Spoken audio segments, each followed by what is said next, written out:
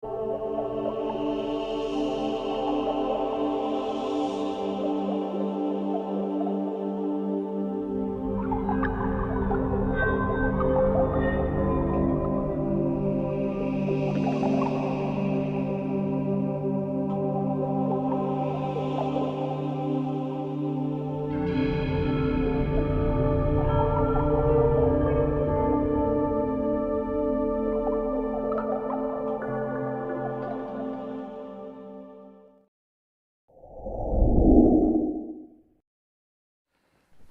I thought before we got started, just to take a few minutes together, and to focus on the fact that what we're going to be putting out here, what we're going to be communicating, is in the greatest service to the whole, and that we will use the vectors available to us, known as love and joy and freedom and truth and life and gratitude and grace and well-being. And that is all we have to do, and everything else will just fall into place.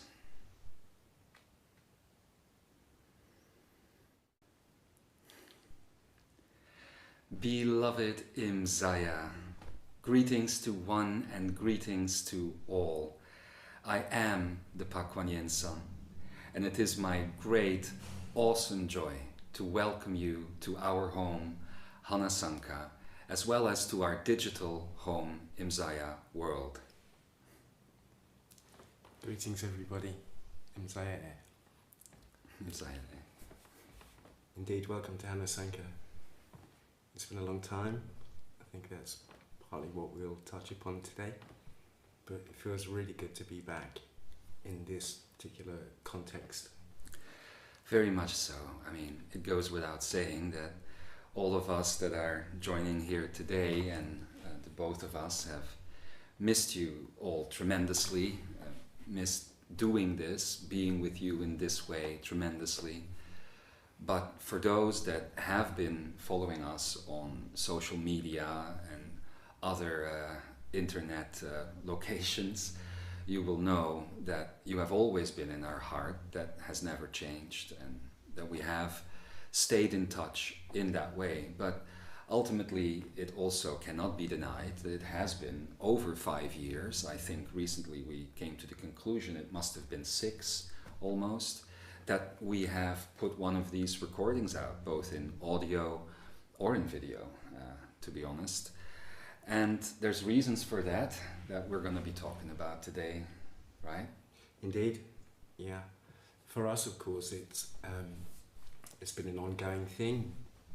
It's not like anyone here stopped. Of course, it's a 24-hour-a-day thing for us here. So we also realise, however, now that it's very important for the direct communication in this way, the video recordings, live recordings, but even better, direct personal contact is really how people have been taught for the last 5 years. And it's not as if none of this has been recorded. It's in fact also partly what we want to speak about too, in terms of the amount of material that is on its way to you, if you like, in the process of happening at the moment. Yes, exactly. We have been, I guess that the last recording that we put out publicly was part of, for those of you that have followed in the past, was part of what we called the solar activations back then, which was a webinar. And we're going to talk more about that too, about all of those recordings of the past in a little bit. And that was February 2016. So that was a while ago. In that time, we were still in the Algarve in Portugal, and right now we are no longer in the Algarve. We have been traveling quite a bit since 2016, having spent brief periods of time through Spain, but also in France, in certain locations, where some of these recordings that the Padasanka just spoke about have been created with the Oye de Sanka Adamus Velensan. Very interesting topics to talk about that in a little bit perhaps, but then eventually indeed we made our way to where we are now in the Netherlands through all sorts of adventures that we also look forward to sharing with you all in the time to come. And in these last few years, especially since, I guess it has been since 2018 especially, but also a little bit before that, but especially since 2018, as the Padasanka just explained, we have been preparing a tremendous amount of recordings. In fact, we have been putting all of this together lately, and it's coming out to hundreds, or at least a couple of hundred of hours worth of recordings. When filtered, all of these become hundreds and hundreds of pages of text.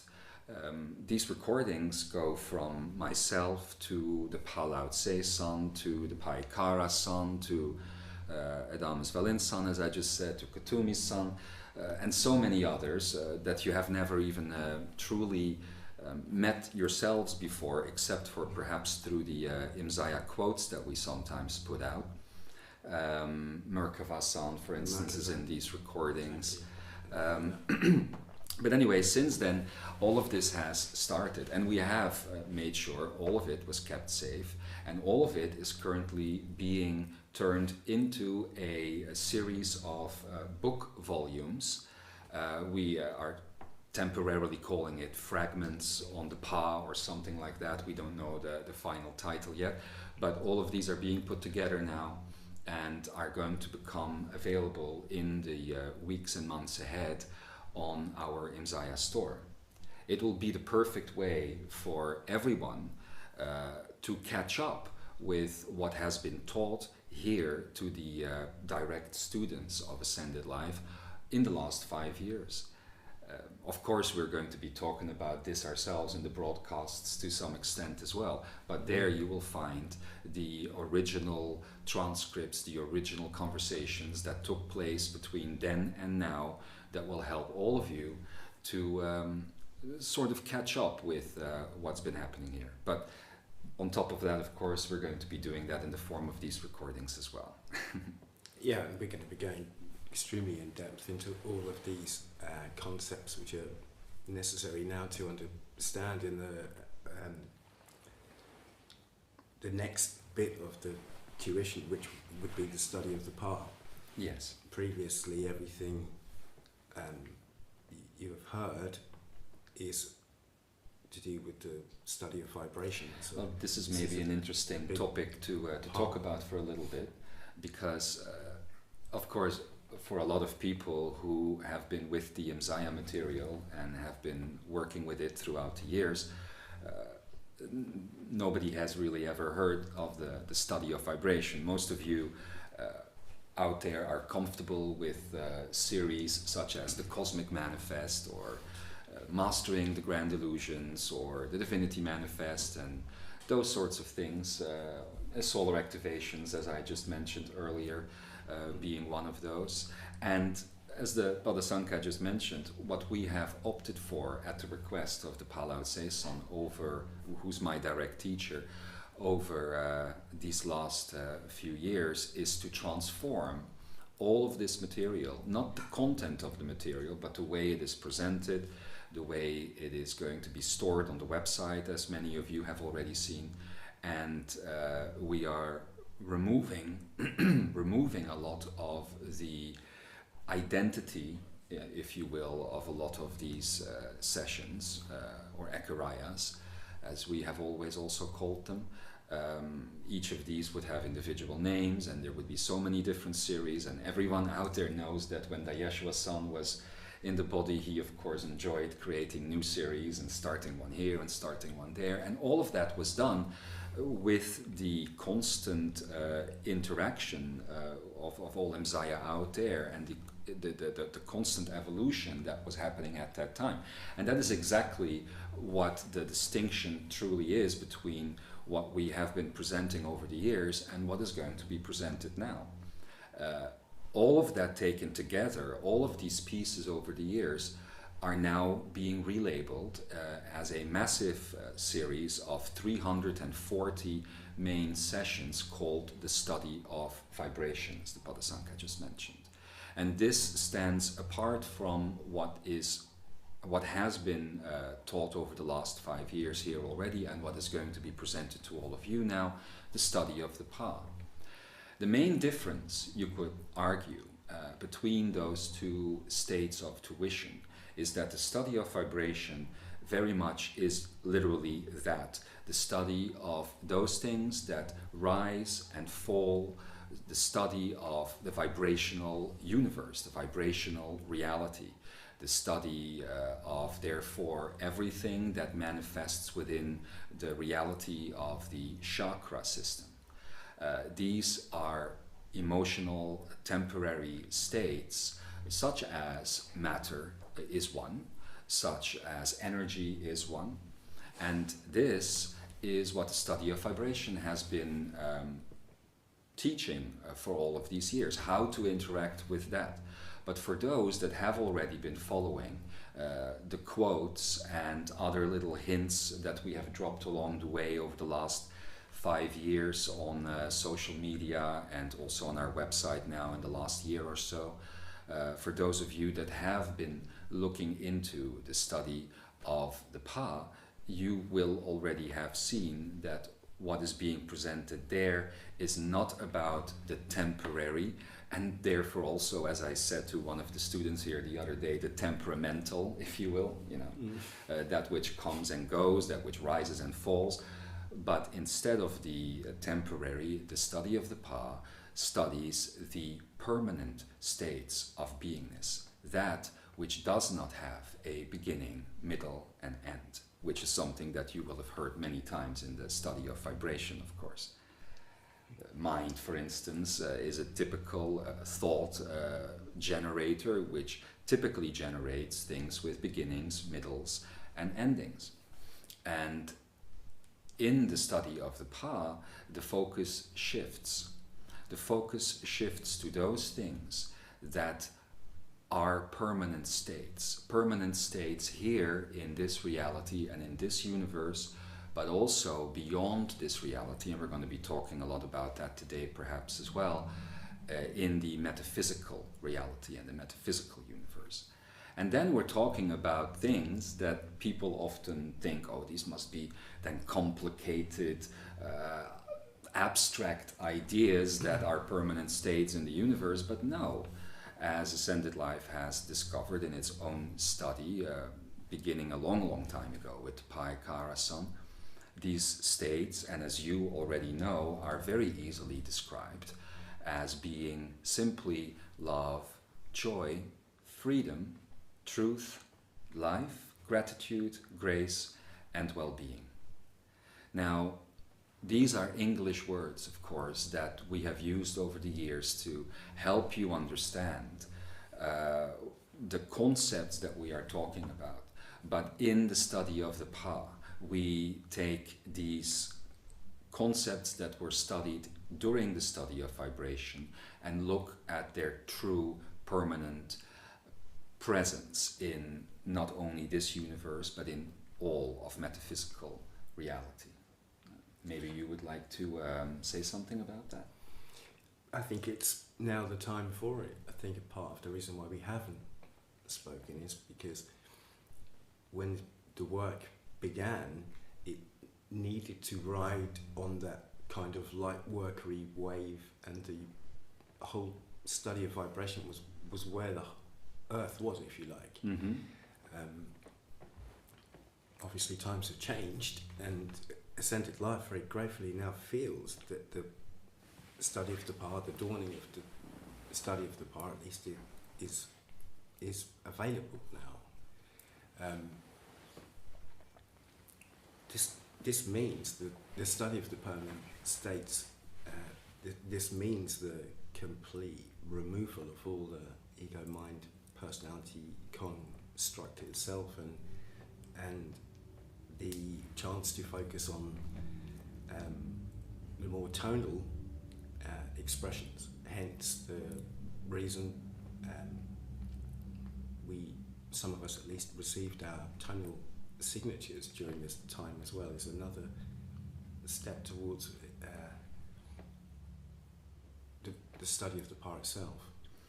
It's an interesting thing to talk about, because many of you will have seen our way of communicating, even the language, if you will, of communication change gradually as the Padasanka, which is one of those words just implied.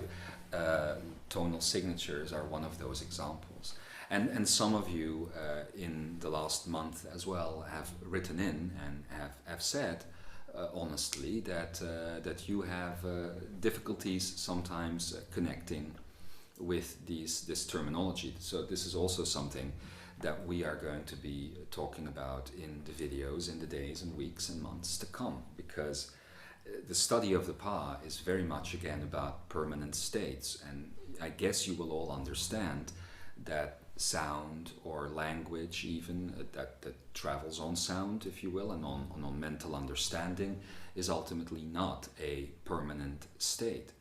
And in order to help students, early students on the Pa, students of ascension, to make that transition from vocal, spoken, in other words, language, to a more empathic telepathic way of expressive communication, the bridge is offered in, again, an expression of sounds, which you have seen us use in the last while. But these sounds are only a first step towards a true expression of these ideas and concepts and forces, if you will, of creation through the Kakra system. And at that point it has nothing whatsoever to do anymore with language.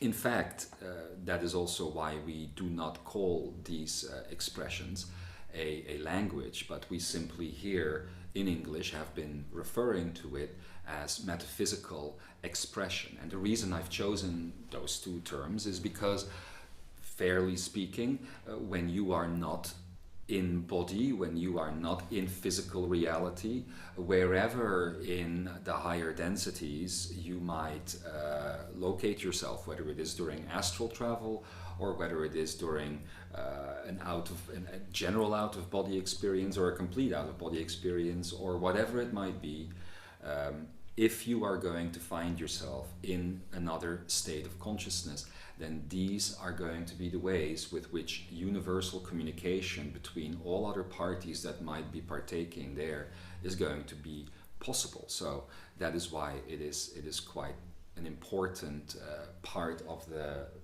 package of tuition that we have been providing for the private students here, but also are going to be providing for all of you in the times to come. I'll give an example.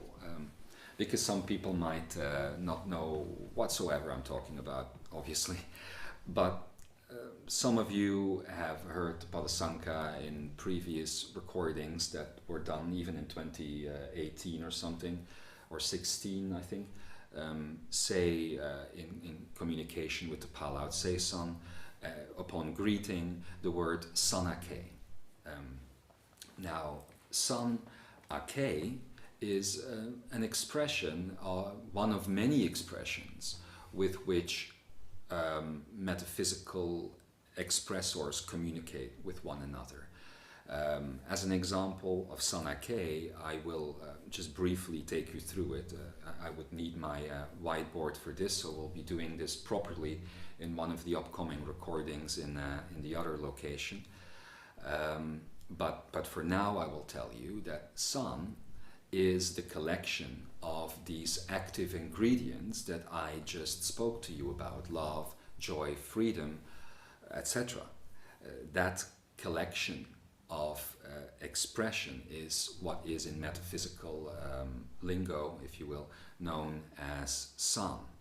Now, what is so important about these 8 states is not only that they are permanent, but literally that they are the generators of all things, including even the grand illusions, including everything, matter, energy, everything. Ultimately, there is only one substance here, and that substance is Sun.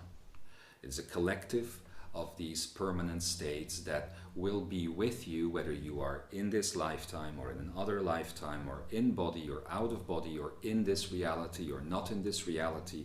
These states permeate all things. They create all things. And this is often used as one of the first elements in expressing the start of communication. San a ke. The ah element there, and this is how you will see that metaphysical expression very much ties into all of the reality creation elements that you see around you. The ah element here is related to the chakra system. As you know from the study of vibration, beyond the illusion of the chakra system exists the chakra system. And the chakra system exists of the akene here in the heart center, which generates the akonai da in the head center and the adonai ka in the belly center. These three spaces within the metaphysical being are responsible for the expressive tones that generate what you think of as the elements. So from within the belly chakra, the oh element, the o, for English-speaking people, the o element is created, which in metaphysical expression would sound more like oh. And this is the earth element, the grounding, manifesting element. That is also why it is in the belly chakra, because that is the manifesting chakra.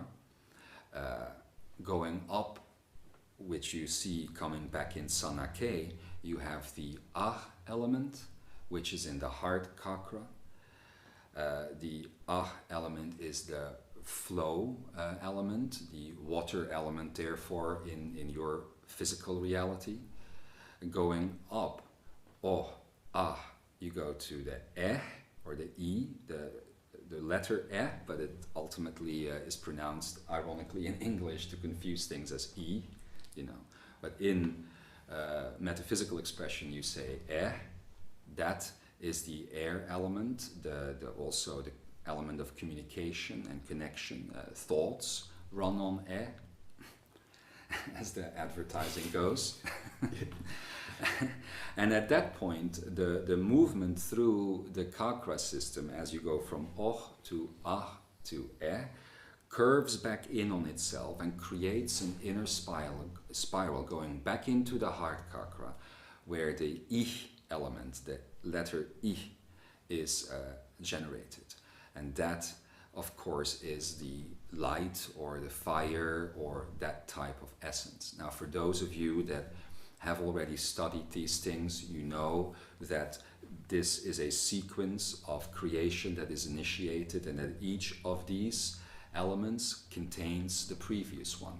In other words, the ah element contains the oh, the eh element contains the oh and the ah in itself, and the ich element contains all of them at the same time. This is one of the ways in which metaphysical expression shares the movement of things. So when you say sun, you ah ke, then the ah is a movement through the heart space, through the akene. Therefore, it is a heart-based expression, not a manifesting expression, to be followed by the ke. And this is one of the first that we have shared so far of the active ingredients of sun that ultimately here gets transformed by the head chakra, hence not ka, but ke. Now, I know this all sounds very complicated, and it is a little complicated because I don't have my whiteboard and I can't really show you all of these things, but this is only to get you situated with this a little bit. The whole reason I'm trying to explain this to you right now is to say that all of these expressions that you have heard us or read us use in last years, such as sanake or ake yasen, are ultimately a geometrical type of expression. So I'll move for a moment to the word akiyasen, because akiyasen is the word that we use for initial students on this path. And here you again have a triangle, if you will, in geometry of akene, aya, and san. You see? So people have written in and mistakenly assumed that this was some sort of hierarchical expression or something like that, but it couldn't be further from the truth, because the word akeyasen is literally if I were to translate it, is ake ne aya san. So may san, the active ingredients of love, joy, freedom, truth, life, gratitude, grace, and well-being, may san, aya, therefore flow through your akene, through your heart. That is the expression that a student on the path, as they begin exploring these tuitions, take to heart. This is the initial impetus, if you will, therefore, of a student on the path, to make it so that san at all times is flowing through the akene. And when I say at all times, I literally mean at all times. I mean continuous, consistent, no prisoners. 100% committed all the time. This momentum is what you focus on. That is the first step you take as a student. You decide for yourself that all of the reality around you, all of the thoughts in your head, everything that is your entire being are merely these states of love, joy, freedom, etc. And that is the commitment you make. That is the first step. Now, these active ingredients, as I have just labeled them, of love, joy, freedom, etc., are of course not English words. They exist in two different states of themselves. One is an internal active ingredient, and then you have the expressed active ingredient. Let's take love as an example. Love in metaphysical expression translates as da. Now, for the Russians that are listening today, they're going to be very happy. We always knew it. Yes, da. But that translates as da. And I say this for a reason, but I'll get back to this in a second. That is the inner presence of the active ingredient of love. Now, when love gets expressed, the da expresses into Imzaia. And that is why we use the word Imzaia, world, for our organization, for the website, for everything, because that is the initial choice made by students on the path, teachers on the path, to express love, san, through the akene.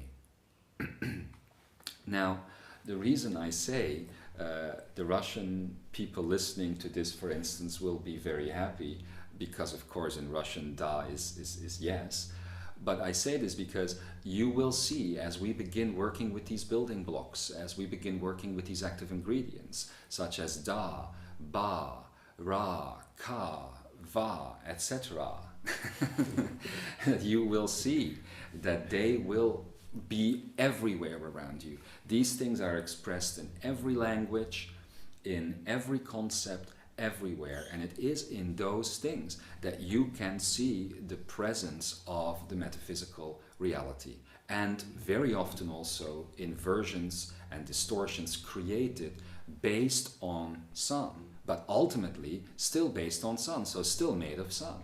That means that all of the grand illusions, beloved ones, that all of the distortions, all of the mental crap, all of the nonsense, it is all meaningless, because it is all the same thing. And it is merely up to you as a student on this path to make the choice to make that so. And it couldn't be a more joyous choice, could it? Because everything that is negative and feels bad, you understand is illusion. Even that itself is made of sand. It's just twisted up through something called savok. We'll go into that at another time, perhaps. But really, it couldn't be easier to just choose to express love, joy, freedom, and that is the only thing you need to do. It's the var that you will create is towards these permanent states if you ignore the illusory ones, which are all of the vibrational things. The study of vibration is spoken about previously. So yeah, it's so simple that the mind throws up all sorts of complications. People wouldn't imagine it's as simple as choosing for these things. Oh, but there's this, oh, but there's that. All these things come up. But it really is that simple. And if you can do that continuously, that's the state of the akiyasana that you were talking about. And the good news is, yes, that's where it begins. And the good news is you are going to be able to do that continuously, because that is why we have decided to come back on the air, to be back with you every day if we can, as much as we can, because we feel it's so important to remind you during these times or during any other times on this earth. Really, it doesn't really matter what's happening in the external universe, but to remind you of what is real, of who you are, of why you are here. And we have so much more to say, to be honest. For those of you that may think this is all a little bit confusing and we're going all over the place with it, yes, it is, and yes, we are. But that is also because we just, we have been preparing for so long to be back with all of you and to start sharing about all of this, that we also realized that this first recording here today is probably going to be a large sampling of all sorts of things that we are going to be talking about more concretely in the time to come. Starting probably tonight, I'm planning another recording, hopefully, and in the next few days. The Padasanka just spoke about savok. This ultimately is the metaphysical expression of the so-called famous and infamous ego, mind, personality construct. Yeah, ladies and gentlemen.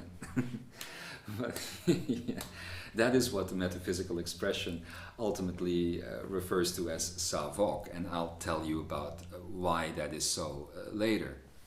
But if you knew how small really that element that you consider your ego, mind, personality, in other words, in many cases out there on earth, your everything, if you knew how small that truly is within your head chakra system, and if you knew that that is merely a distortive point that generates main pillars of identification, as it has been recently again explained in the SAS technique recordings that have been released on Imzaia World. If you go there and type in the words or the letters SAS technique, you'll come across it. In there we speak of the main pillars of identification, which sort of hold up your ego, mind, personality construct, almost as like a pyramid. You can imagine savok at the top of, or it's more like a pyramid that is lying on its side. So at the point of this pyramid, creating 3 points of tension at the foot of the pyramid, which generate the foot of the pyramid, which is your ego, mind, personality points. Now, the interesting thing about that is that these 3 points all think they're so fantastic, but at the end of the day, they're merely made of one another. You know, the ego is made of the energy of mind and personality, etc. The personality of the ego, mind, etc. However, to confuse matters, they generate the reality around you that puts the idea of the personality within you, in your inner, or on the edge of your inner world, let's say. It puts the idea of the mind outside of you, everything that the mind generates, and it puts the barrier, the illusory barrier, to be honest, between that inner and outer world up as the ego. Now, that is the distortion that is generated by Savok. In order to maintain that distortion, 3 main pillars of identification are generated that usually run a person's life. This could be something like gender identification. All of you probably have that, except for maybe the younger generations these days. Authority identification could be one. Maybe you could mention another one. Consumer identification. Consumer identification. Repetition. Yes, repetition is one of them. Again, all just English words, of course, Yeah. to help. Now, these are not so important and have been touched upon in the study of vibration many times already. But these pillars that form the edges, if you will, of this pyramid on its side, leading to these 3 points of ego, mind, and personality, create a triangle in the middle, which we call lavat. Now, that is basically the vibrational realm, distorted into the grand illusions, which generates a field that is the opposite, you could say, of Pa and of San, etc., called Ma. Often you see it in older civilizations referred to as Maya, which obviously is this illusion. Exactly, this vibrational illusion. You see it referred to in many different cultures still to this day. This Ma field generates everything around you that you call the vibrational universe, matter, energy, everything. The idea of finiteness, the idea of time, of space, of form, of exchange, of death, and of separation. These are the grand illusions. However, I say all of this as though it is all very grandiose, but really it isn't, because all of that is, everything that you've ever studied in the study of vibration truly is a little triangle that sits here, sort of on, well, depending on whether you're working initially, it sits here, but once you begin working on its removal, it exchanges places. More about that in another recording, but let's say it sits here in a space that you would not even be able to define if you had a needle pin.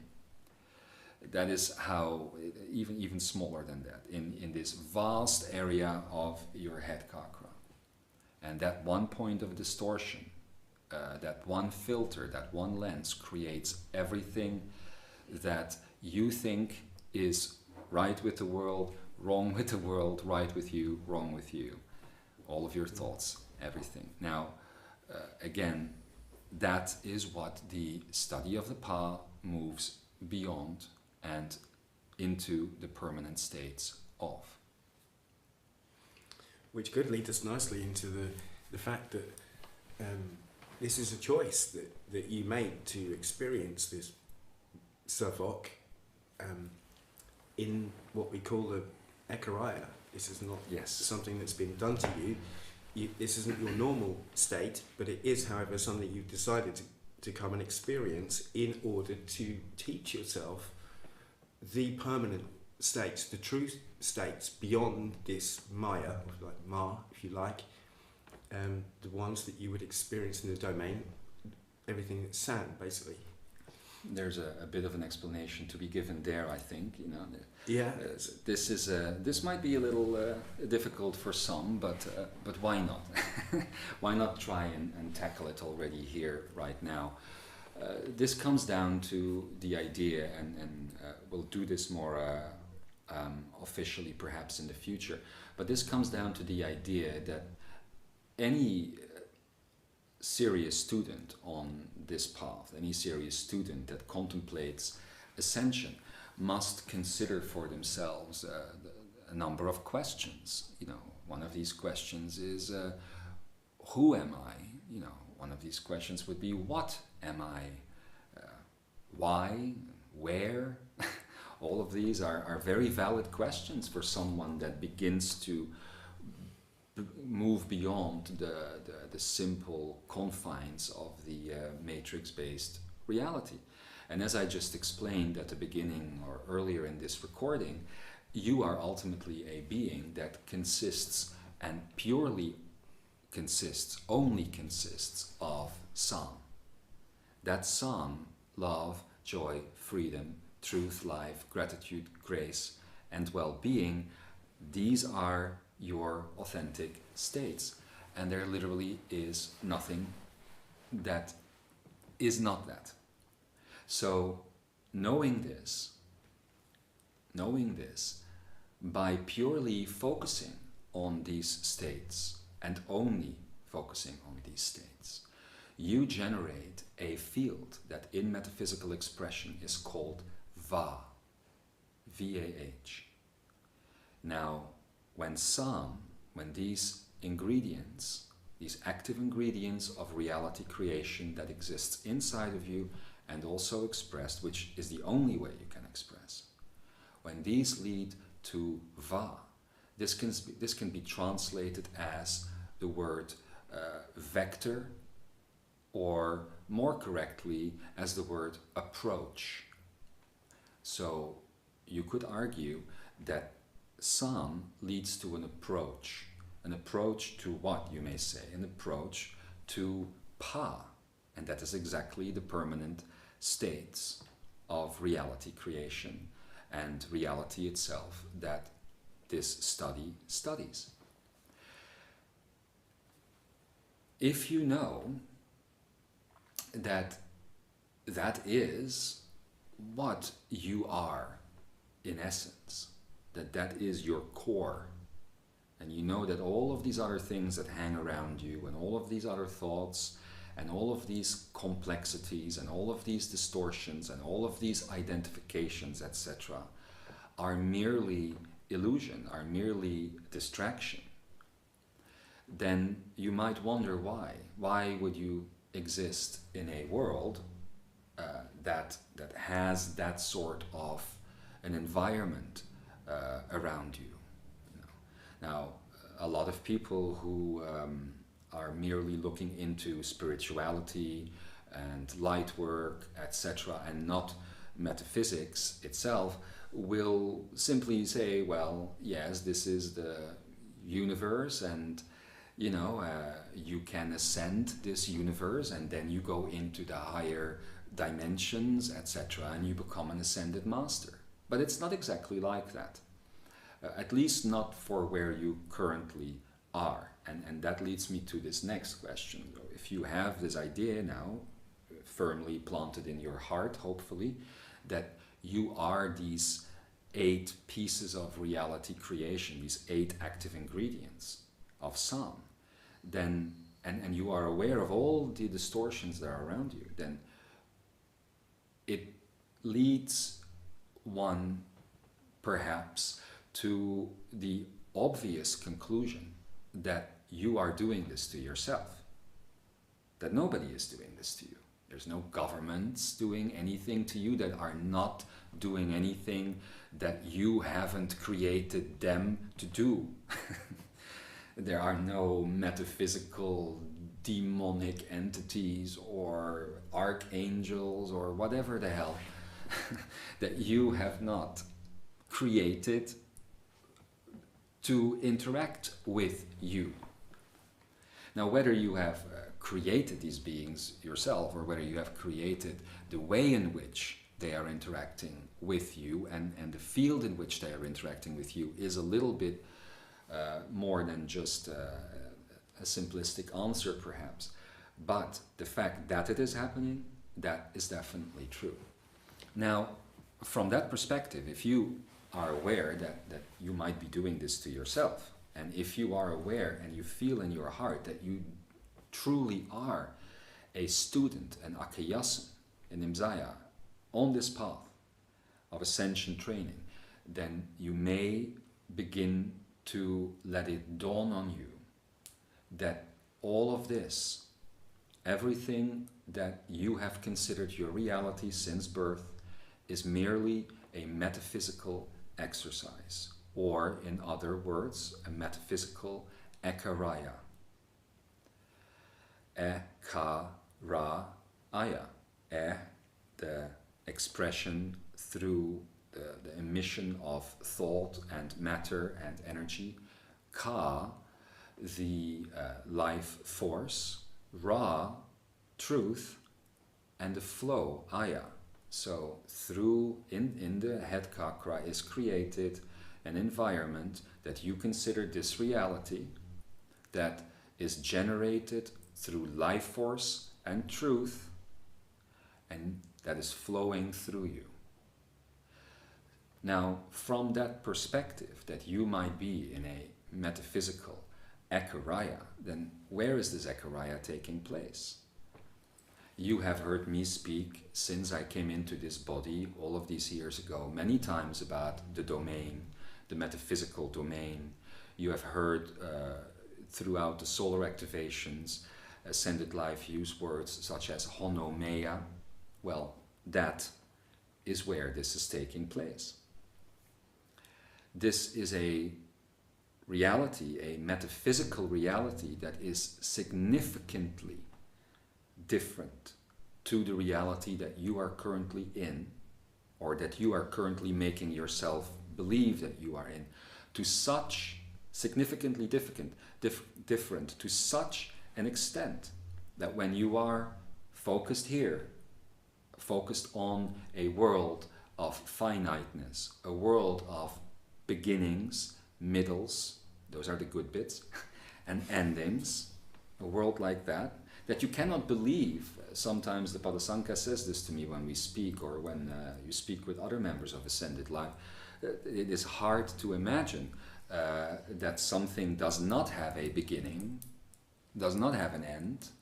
Yes, it is easy to imagine eternity or infinity, but to actually imagine it in a practical way is more difficult. And the reason why it is difficult is because you are focused here, because of this Savok scenario, this Lavat scenario of the ego-mind personality construct and the grand illusions I was just telling you about.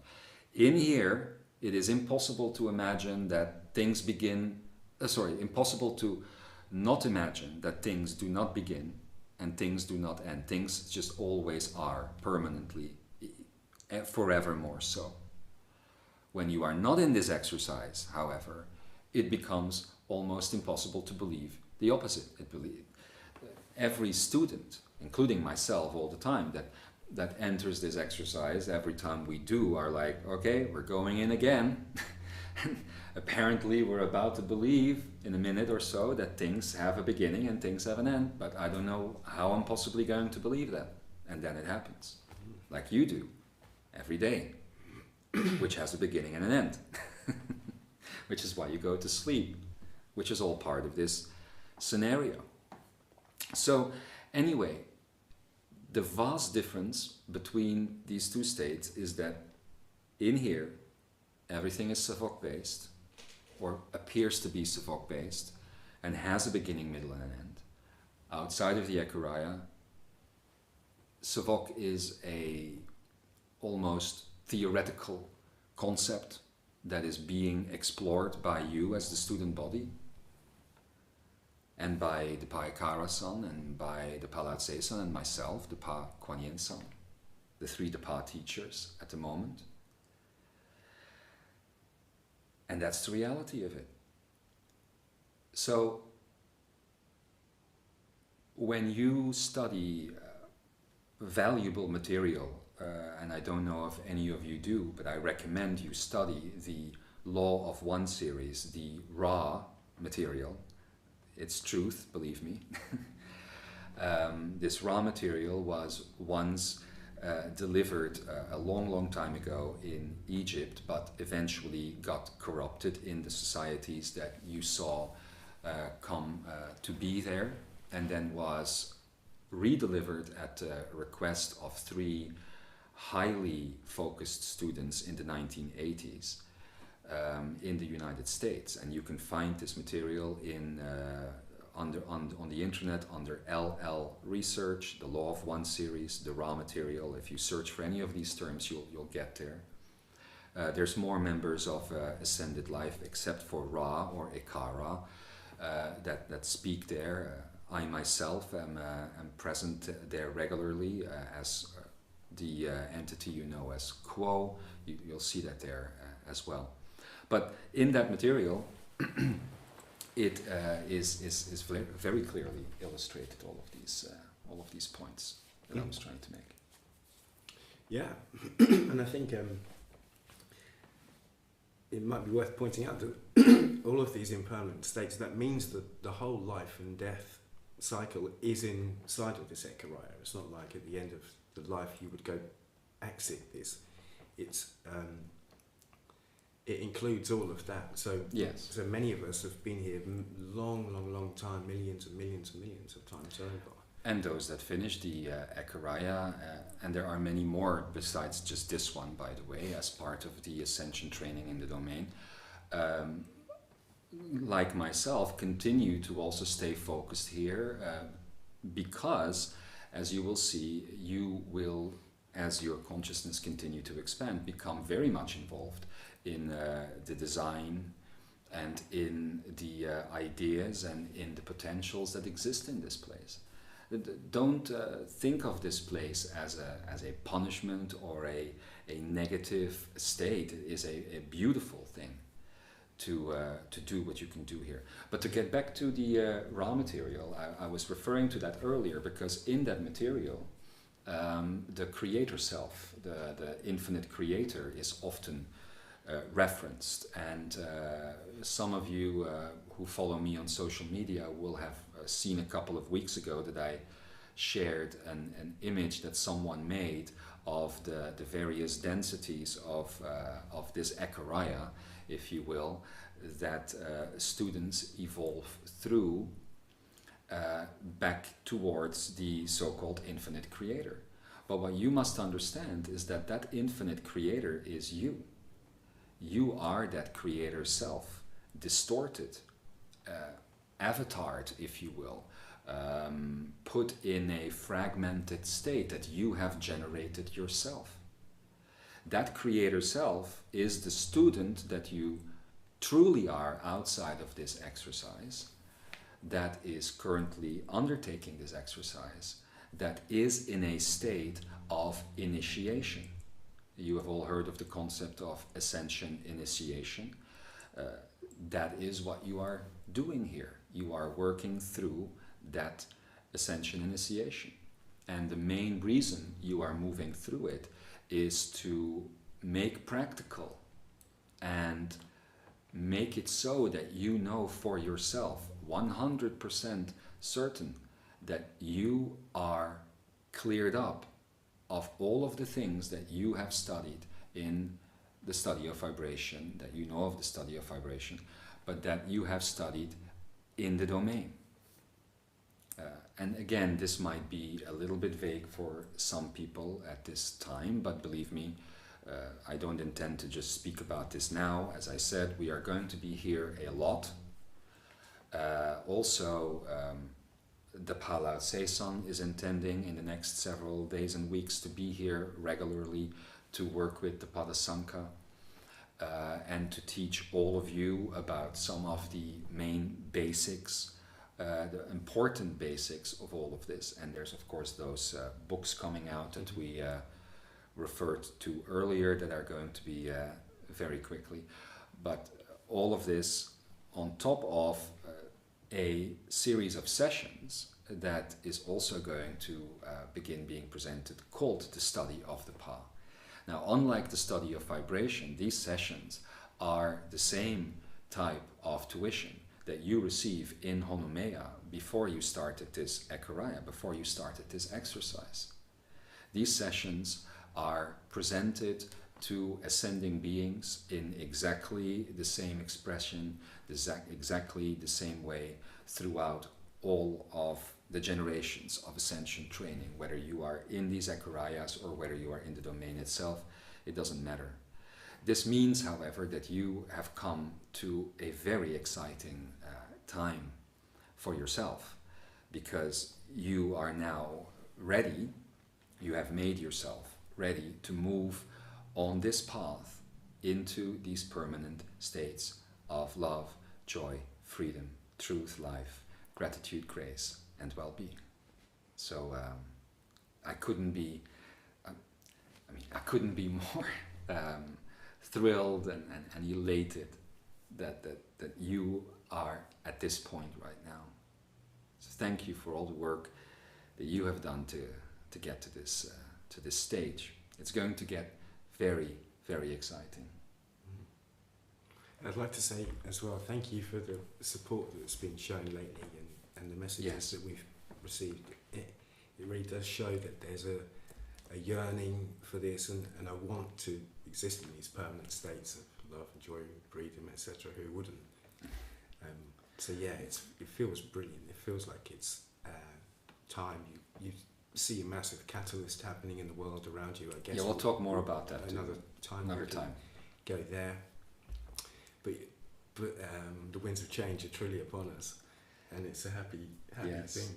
In the last month, we have indeed received such beautiful messages from many of you all over the world, from America, the States, Canada, Mexico, South America, all over Europe, here in the Netherlands, France, Germany, England, everywhere, South Africa, Australia, New Zealand. I mean, Imzaia is certainly very much alive. That we have seen after the message that the Padasanka put out about a month ago, and that has truly warmed and touched our hearts, your reactions. In fact, there are so many of them that have come in that we have decided in one of these upcoming recordings to bundle most of your questions, or not questions, but your letters and commentary together, and to give you a proper response, because we don't want to just leave it at that. We want to make sure that everything that you took the effort to communicate, so we are going to be replying, and we're going to do that here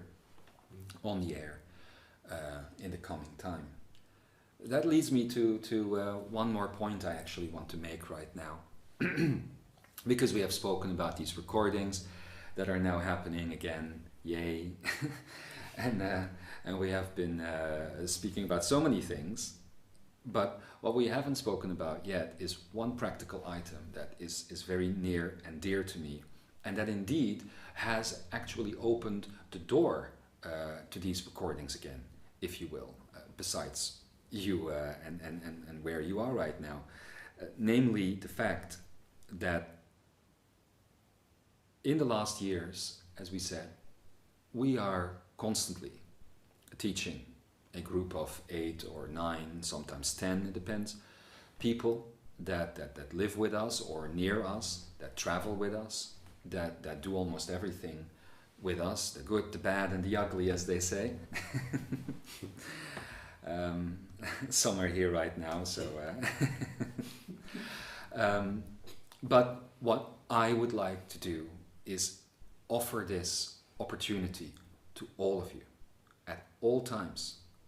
In a way, what is happening here when the camera is not on is a constant retreat, a constant tuition in my home, Hana Sanka.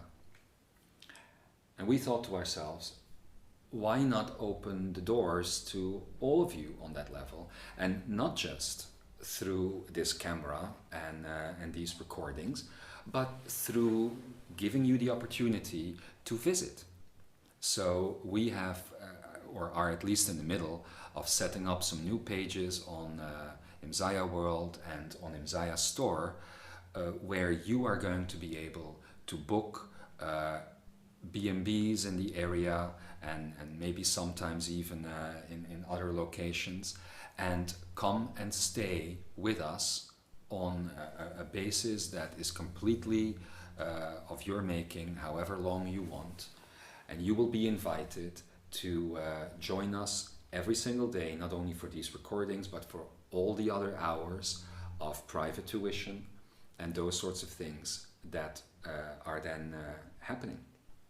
Maybe you want to say something about that? Well, yeah, that's the thing. I briefly touched on it earlier.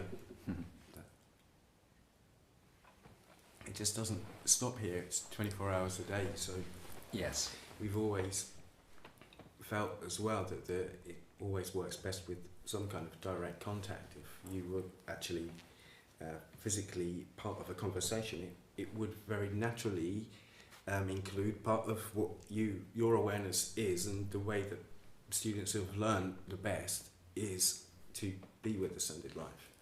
Mm-hmm. And yeah, it found its way through somehow because of Ascended Life, feeling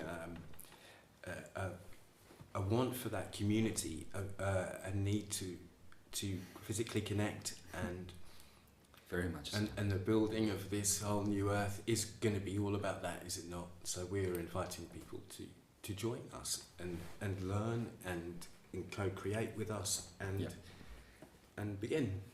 And we are keeping this very accessible for people. You will see on the store a token gesture of 30 or something euros. We will see what we're going to do with that. It's never been about finances or about money for us. It's always been about truth, about love, and all of these things that we've been talking about today.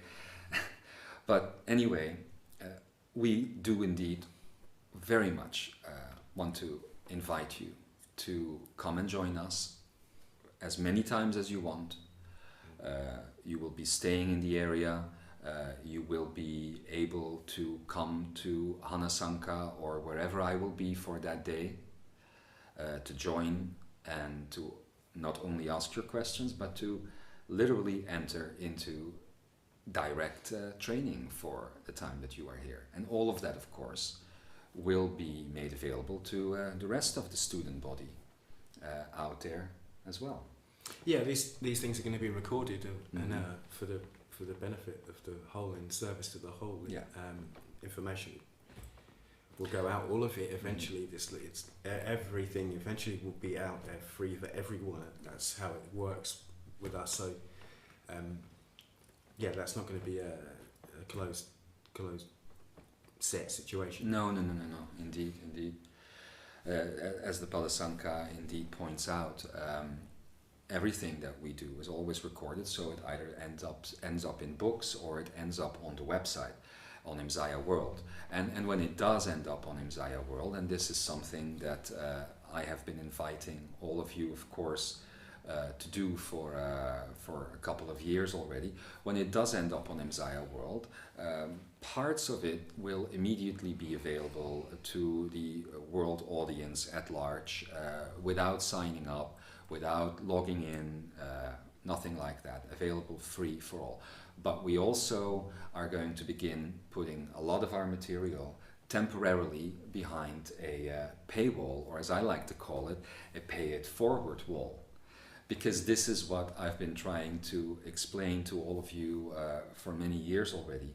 We simply want to create a system that allows us to support you, and as we do so, we invite you to support the creation of the material via a membership website that we keep at a very low fee of 19 euros a month or 190 euros a year, where all of the material that we will be recording is going to be stored for a period of time until after several months it is made available outside of the paywall completely to the entire world at large. And that is why we have created a membership website, and are not necessarily going to be working with separate webinars and things like that that people can buy and then download, because that is not how this material works. This is not material that is, now we're talking about this and then we're talking about that. Everything is ultimately connected, and it is important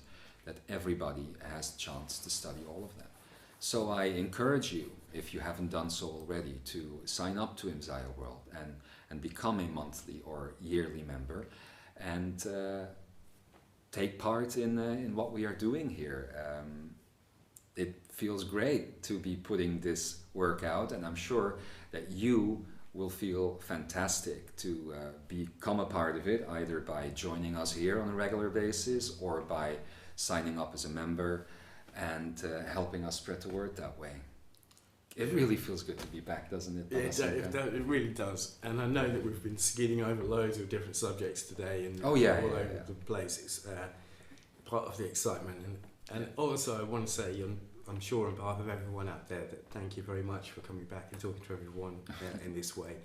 I'm really grateful, and I know that I'm speaking for a lot of people. Well, I'm very grateful too. So Dakaya. Dakaya, which is, by the way, an expression of gratitude. Da-ka-aya, or Dakaya, which is love, and life, flow. That is an expression of gratitude. Love, life, flow. Which, by the way, maybe one little thing that I still want to mention, I've been saying Padasanka here the whole time. This is another one of those words that you can think about. I'll show you the geometrical trinity of it, the design of it in the coming time. But it obviously is made up of the expressions of Pa, which you now have a bit of an idea about, Da, which is love, Sun, which is the container of all of these things, Ka, which is life force flow. Similar to how every student, we don't simply address a student with Akiyasen, but we always open a statement by saying Da Akiyasen. Because we put everything in this eternal or infinite container of love and sun. And this creates a permanent state between beings rather than a temporal state of mental communication. But anyway, I feel like we probably should leave it at this for now. Later tonight, probably we're going to be back. If not tonight, then definitely tomorrow. And we're going to start making more sense for you throughout all of this, as we're going to be taking all of these individual pieces and much more that we haven't spoken about yet, and we're going to go deeper and deeper and deeper into all of that. We hope that you have enjoyed yourselves being here with us, and we hope that you will be back later, and maybe that you will even be here in person soon. And we hope that you are going to leap in ways that you have never imagined before. And if we can be a part of that for you, then that means the world to us. Yeah, that's what it's all about. It is. Anyway, we'll be back soon with more from Imzaia World. I am the Pakwanian Son. And the Padasanka. Onomea, fish Imzaia. Onomea. Say it.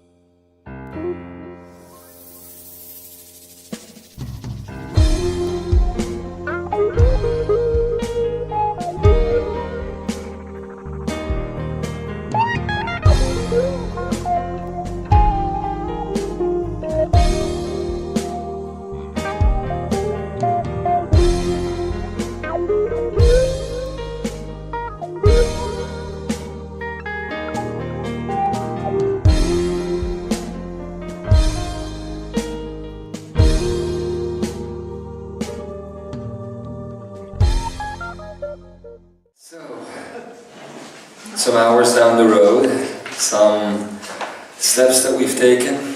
We are getting ready for a Trinity talk. I don't think we ever did a Trinity talk at one of the seminars here in Belgium. Trinity talk is a very simple concept. It is where we create a triangle of energy. And whatever energy wants to come in and work with you guys is going to come in. And the point of the Trinity talk is to get the energy flowing. It is something that holds the middle between a Q&A session, a private session, and an Ekaraya. So usually the energy that comes in, it starts by doing an Ekaraya, but then quickly after 15 minutes or so, the wheel gets switched to everybody who wants to sit in the chairs. Just to put your input there, to give your questions, to reply to the answers, and when you feel you are done, you just go back and the room is open for anybody else to step in. By the time that both chairs are empty is obviously the time that the Trinity talk ends, but it could go on for a pretty long time, and I have found it is a very direct way of giving very fundamental type of information. I don't know if you remember the Trinity talk that we did on sacred geometry when we're still living in Kianake Bay. It's on the website, and you can find it there somewhere in the 3rd or 4th part of the Universal Manifest. So let's just take a moment, just one moment, a moment to find that stillness.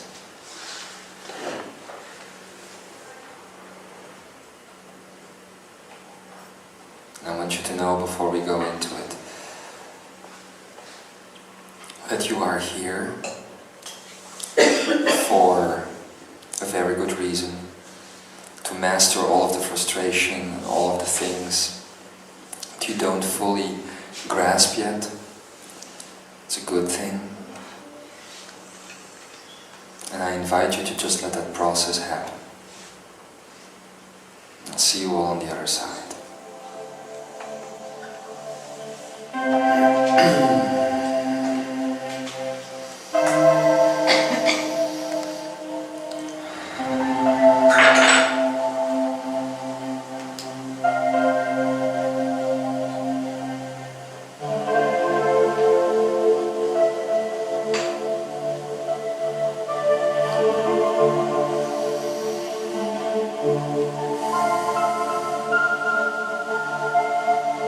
And so it is.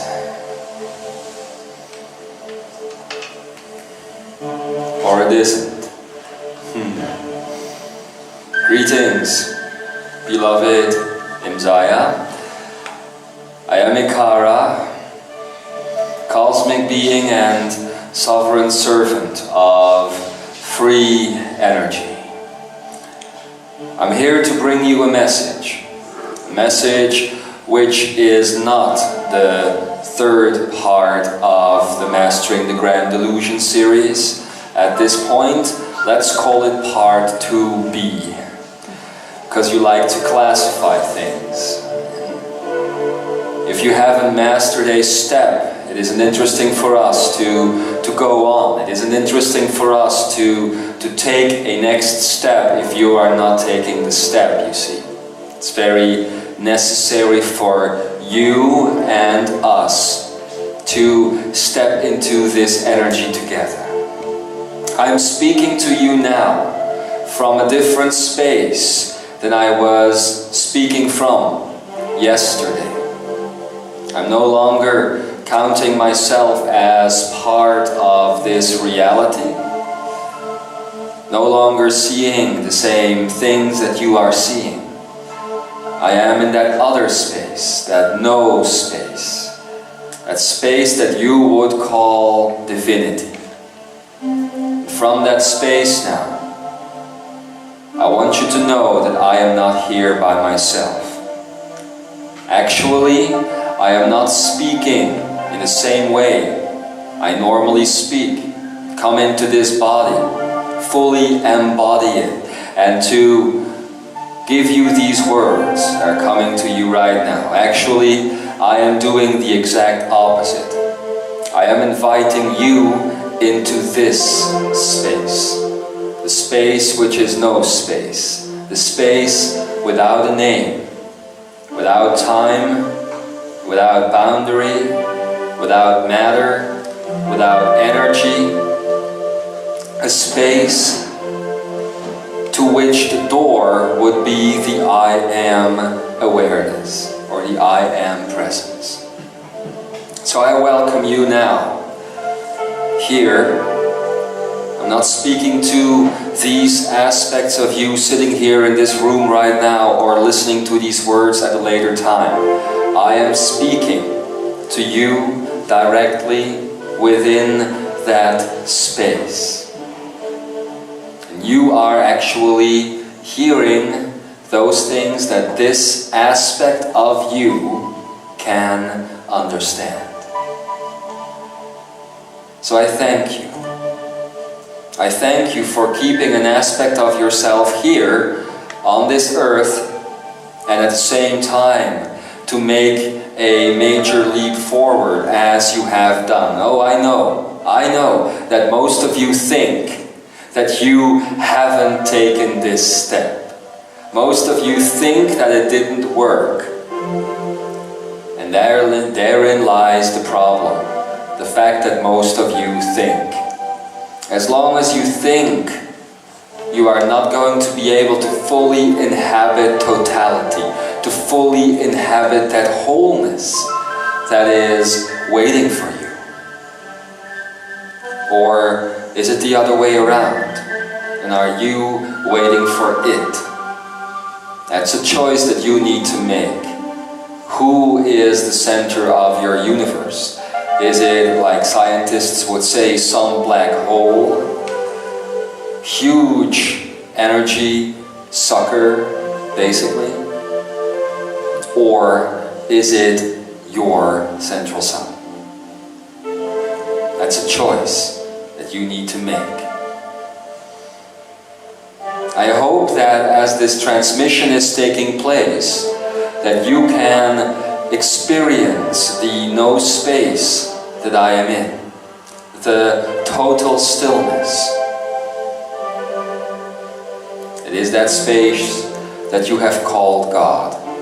It is that space that you have called Spirit. It is you. It is within your DNA. It is within your very cells.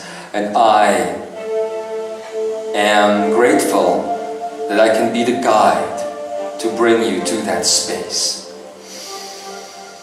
So do understand that all of you have an aspect over there, which is in here. You do have a totality, already living a reality, or many realities over there. The only thing that is stuck is this aspect of your consciousness, which now calls itself human, which calls itself ego. That is all. You might think that divinity is showing up in the way you are thinking, but it isn't. Divinity-based thinking is infinity-based thinking. Dualistic thinking has only two poles.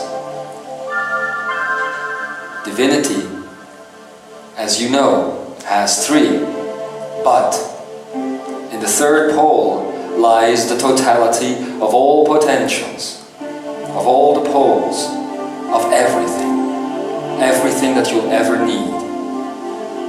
And, my beloved Imzaia, although I am now on the other side, there are so many of you that are waiting here, and there are many for you waiting here.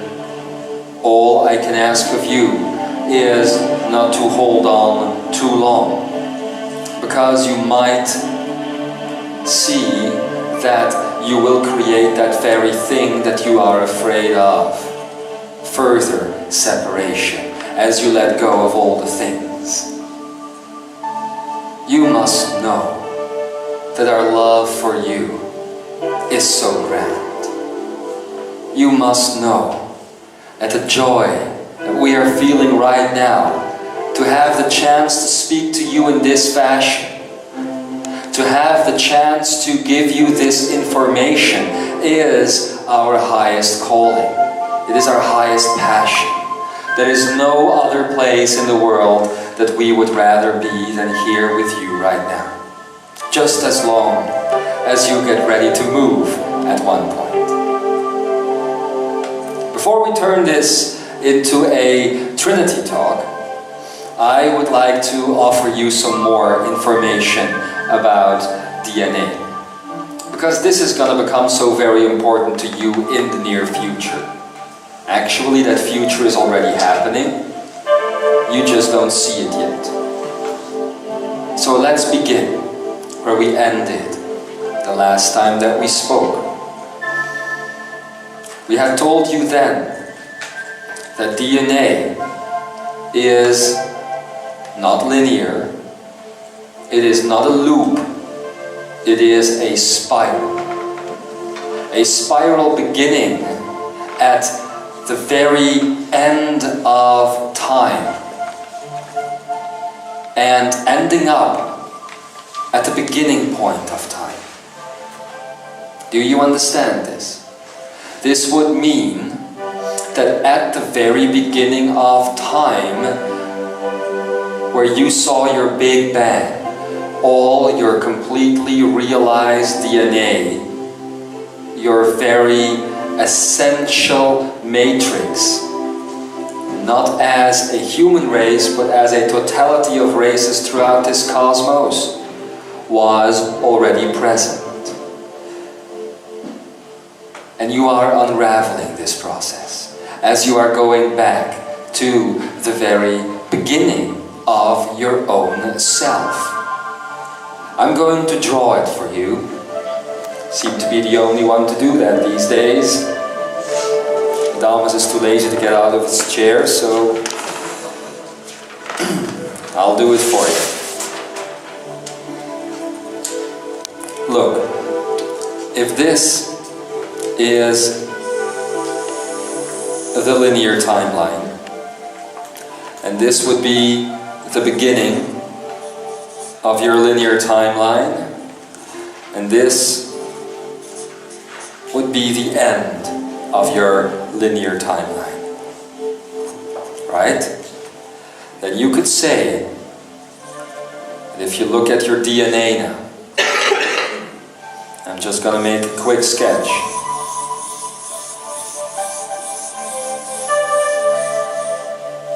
That this would be the DNA running through time and space. Only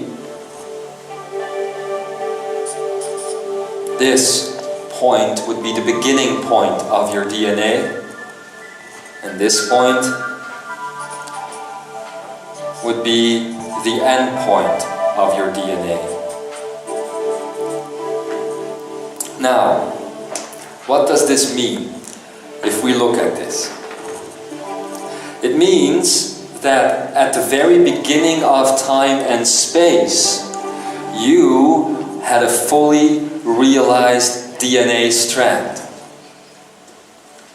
complete within the boundaries, or the unlimited boundaries, better, of divinity.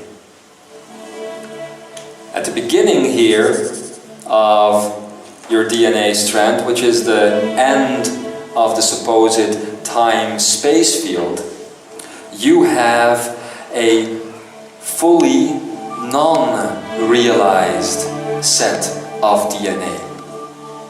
Non-realized.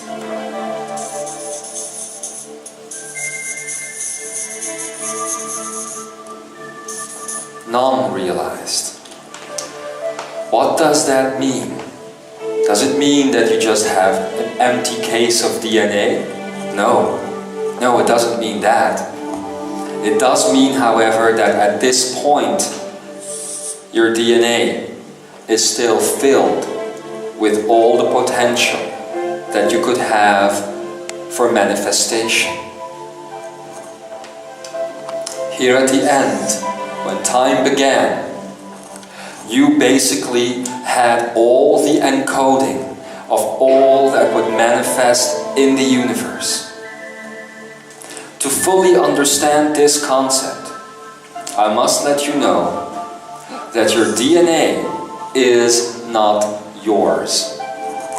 There is DNA activity that runs through all things. All things.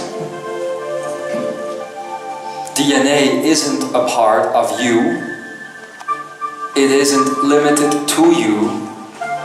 Within her body and his body and her body lies the same DNA. Only the two biological strands are not similar. You understand this? DNA, all things are within you. At the beginning of time, which is the end of the DNA strand, the full DNA strand, you have all realized DNA present within the cosmos. It goes so with any universe. And as time goes on, you start unraveling all that DNA again, and potentials start to be filled in. And races come into the universe. Life comes into the universe. But what you don't understand is that this is the life that has built up ever since the end of time, which is the beginning of the DNA strand. It's very important to realize this. What does this mean exactly? It means that by the end of the supposed linear timeline, you have what would be called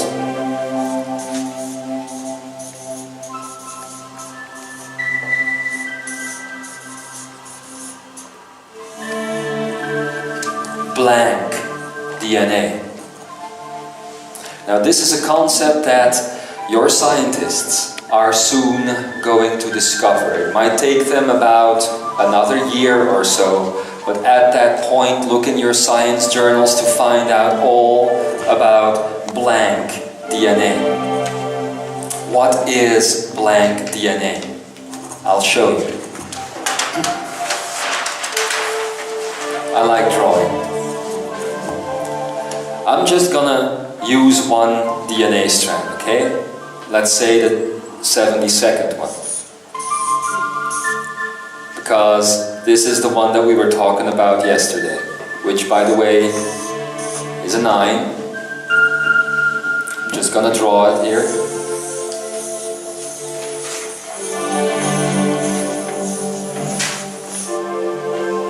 There we go. Let's imagine this is a partial DNA strand. I'm just going to use a part of it, because otherwise it's going to get too difficult.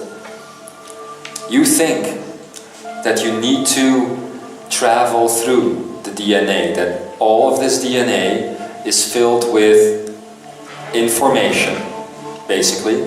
Information that will help you to create your body. Of course, this is the 72nd DNA strand. That would mean that this is energy-based. So this strand actually helps you to create time across space. Alright? Now, if this is a point of information on that DNA strand, and this is another point of information on that DNA strand, how then would you get a set of blank or infinite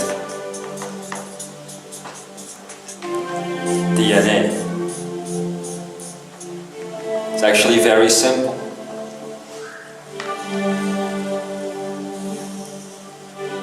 There we go.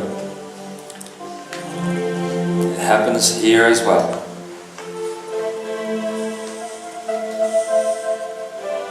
And here.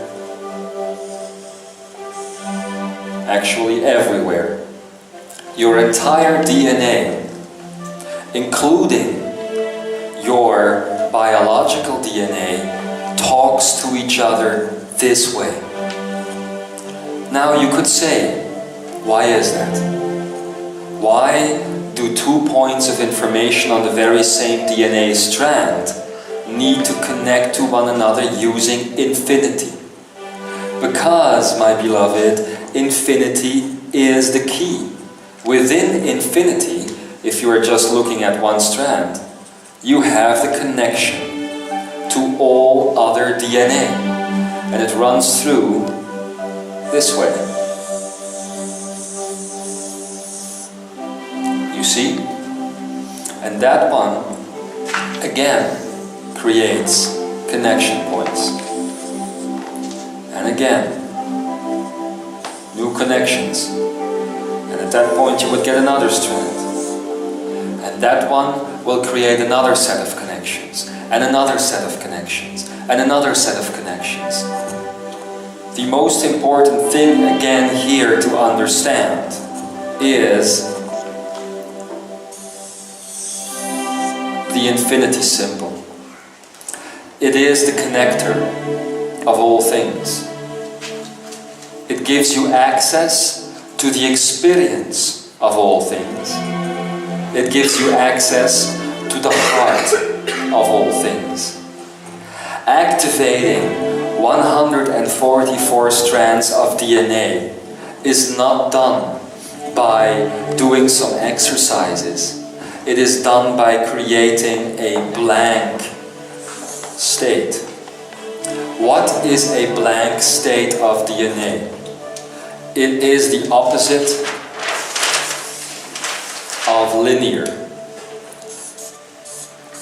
You could say, if you have linearity, that the opposite would be non-linearity, but that is just a negation of linearity.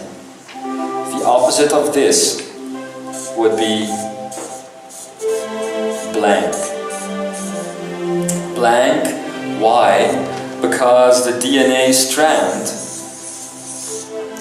is not forced to read its information one point after the other, after the other, after the other, after the other. It can actually jump. Let's say, for instance, that on this point on the DNA strand lies, say, your skin development. And let's say that on this point here lies 72. DNA strand 72, the access to it. How then would it be possible for you to create an eternally, yes, indeed, you just connect these strands together. And what you don't realize is that within that connection, here,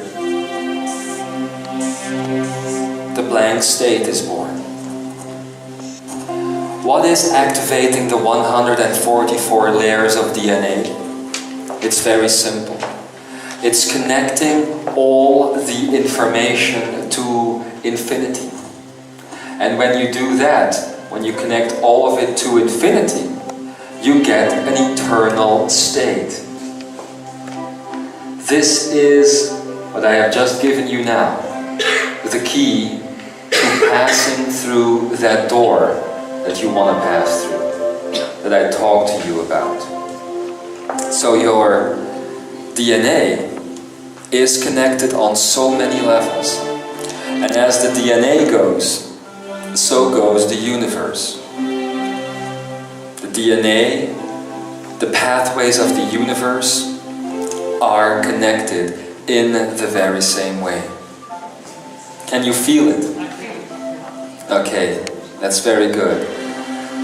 Because you are used to seeing DNA as it shows up in your body.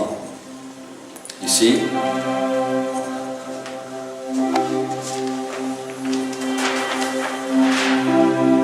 Only 2 out of 144 strands of DNA, as you know, are biological, then you would think that these 142 strands are all about energy.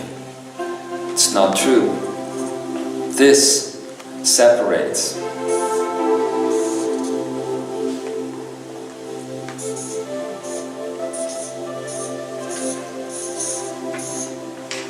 This one would be about energy. That is why the 72nd strand is basically about time and space. You see? Because it still is within the field of energy. This one then is about infinity. We haven't yet begun to discuss these strands. If we were to discuss this, it would take us probably a month to bring it into linearity. To get a group of people together and do that at this point, to find people that are in their passion to do that, is nearly impossible. Science is still discovering that there is more than two. All of this, for science, is called, as you know, junk. That means that science is considering energy, and definitely infinity, the way you are seeing energy, as junk. Energy and infinity are married in a way that humanity has not yet seen. The way you are looking at energy is still a linear perception. You still see energy as a package. Energy is not a package. Energy is a totality. Energy is a universe unto itself. Now, talking about the blank state, it is in this section of DNA that you find the blank state, and only in that section. A blank slate of information. What does that mean? Blank. It means, as you know, infinity. Pure. I'm going to write these words down. It means pure. It means, indeed, potential. So where reality? Free energy. So where within your reality then do you think you can find your potentials? I wrote it on the board. Yes, it's right there. So, my ladies and gentlemen, there is almost half of your DNA that is waiting for your input, that is waiting for you to fill in the blanks, for you to fill in the potential. Do you see? It is interesting that some would think that we need to do separate things, that we need to look at science from one angle, and then at spirituality from the other angle, and then at ecology from yet another angle, and then at psychology from yet another angle, while you know that it's all blending as one. And where is it all blending? It is all blending inside of you. I'll show you. And it was said at your lunch table just now.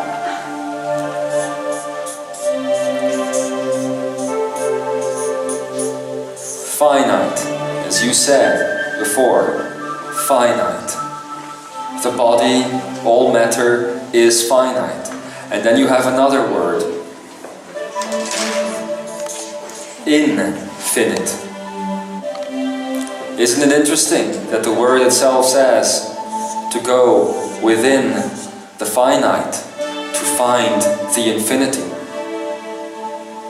Isn't that interesting? That is why I was referring to your DNA. It is in your DNA where all of infinity and all of the universe and all creation is to be found. I'm going to ask you to remember this, because we are going to bring it back very soon. Where then, within your DNA, can you find the human stories? Right here. That's all the humanity that is within you, in 2 sets of a total of 144 strands of DNA. Knowing this, do you think that your human stories are so very important? Do you know that if you had a full 144 set activation, that you would even think back to the human stories?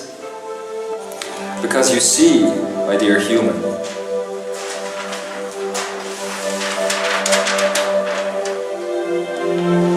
I'm going to go back now.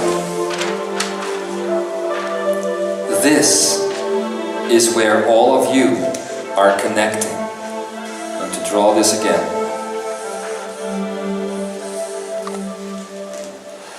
If you have a connection through your DNA and somebody else's DNA, it is happening right here.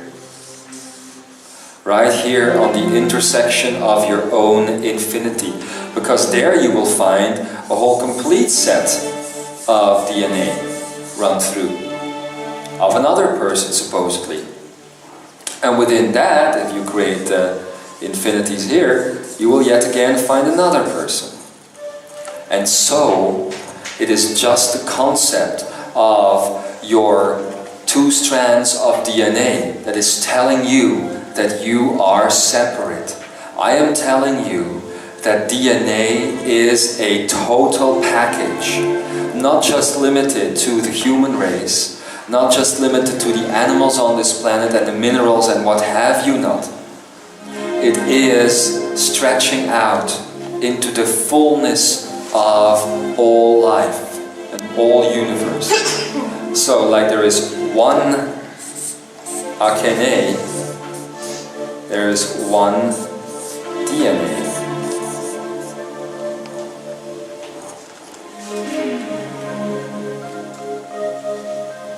You had a question. You once told me that I'm very multidimensional, and that I don't jump from one dimension to another, but from dimension, dimension, dimension. That is the key in the DNA. That is the key, yes. That is what you do. You jump not from, well, I should say it like this. Thank you.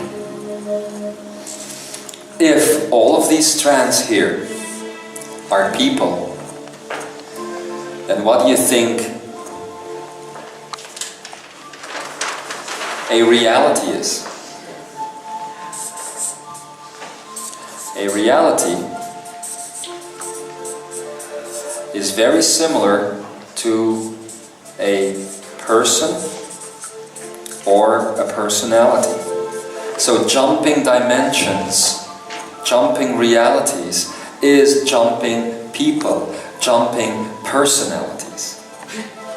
And that is what you do. But does that mean that my DNA was a half year ago was already like... Everybody's DNA is like this. It is just not active. Yeah, but how, when it's not active, how can I do it then?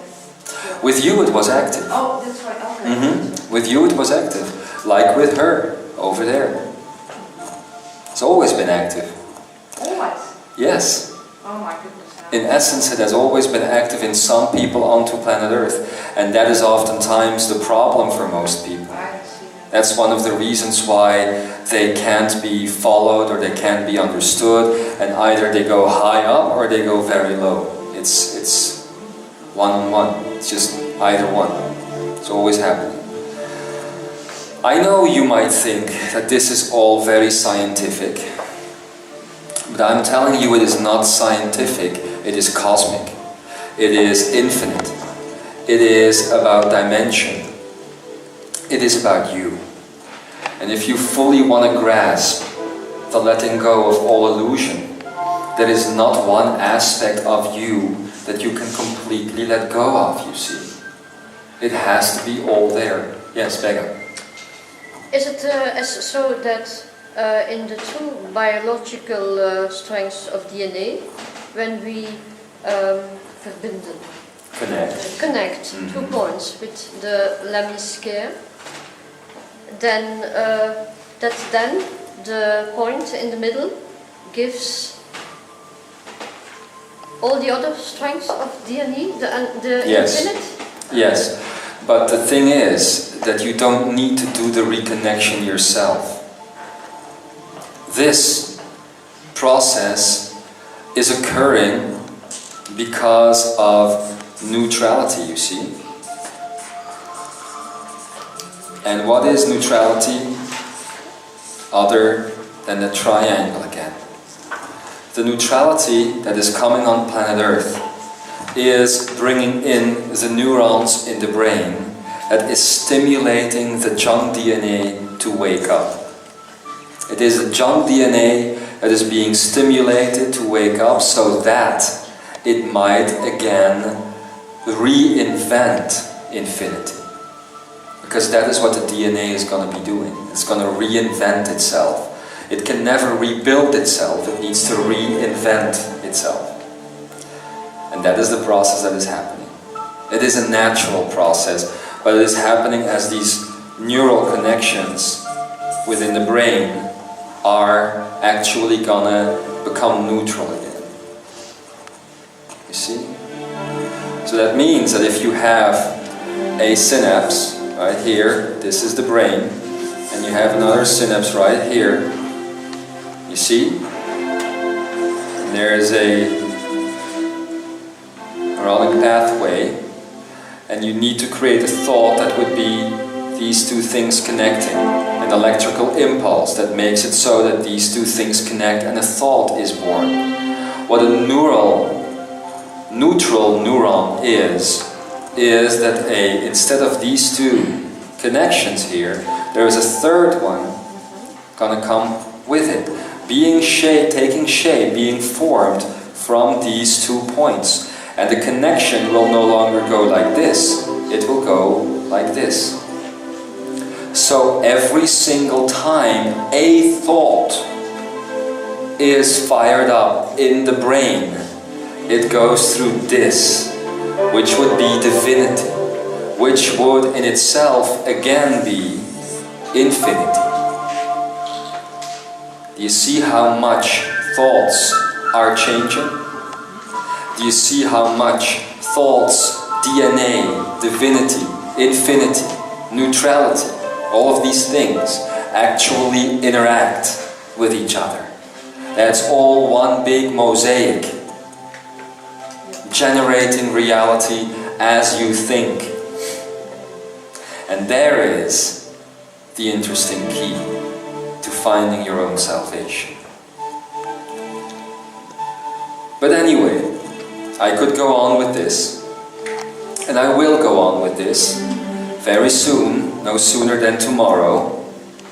But in the meantime, I would like to keep my promise and open this Imzaia now into a Trinity talk.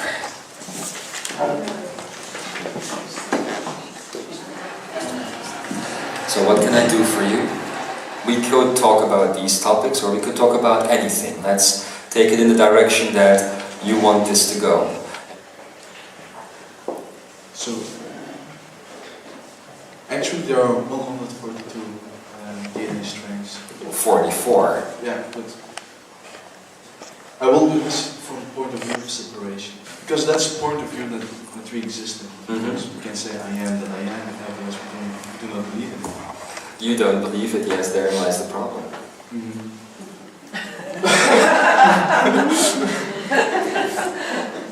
So, Yes. I was talking about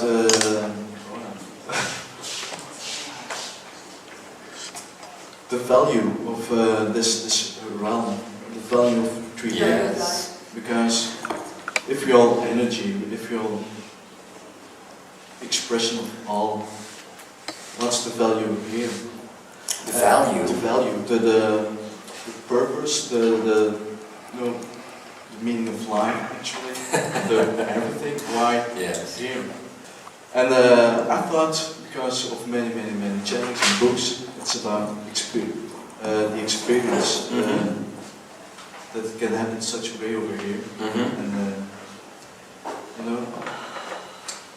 And because I want to do it from this point of view of separation for a moment, just it's all about we all carry some type of energy signature that defines actually who we are. Yes. In the whole, it's Steve talked about like it's the core self. Yes. But it doesn't, the experience that we have over here, it's like DNA shows, it's experienced by all that is. And what I was thinking from this point of view of separation, so what's then an authentic experience?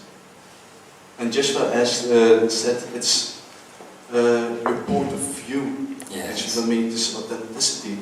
But if Tia, for instance, changed her point of view within me, she actually experienced, in that moment of time that she chose to make this connection, she really should experience equally the things at that moment that I experienced without any exception, without any separation. I wasn't sure about that. So.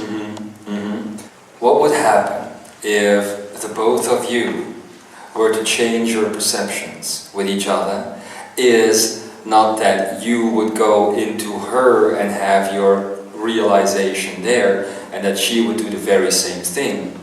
You both would be perceiving from both bodies.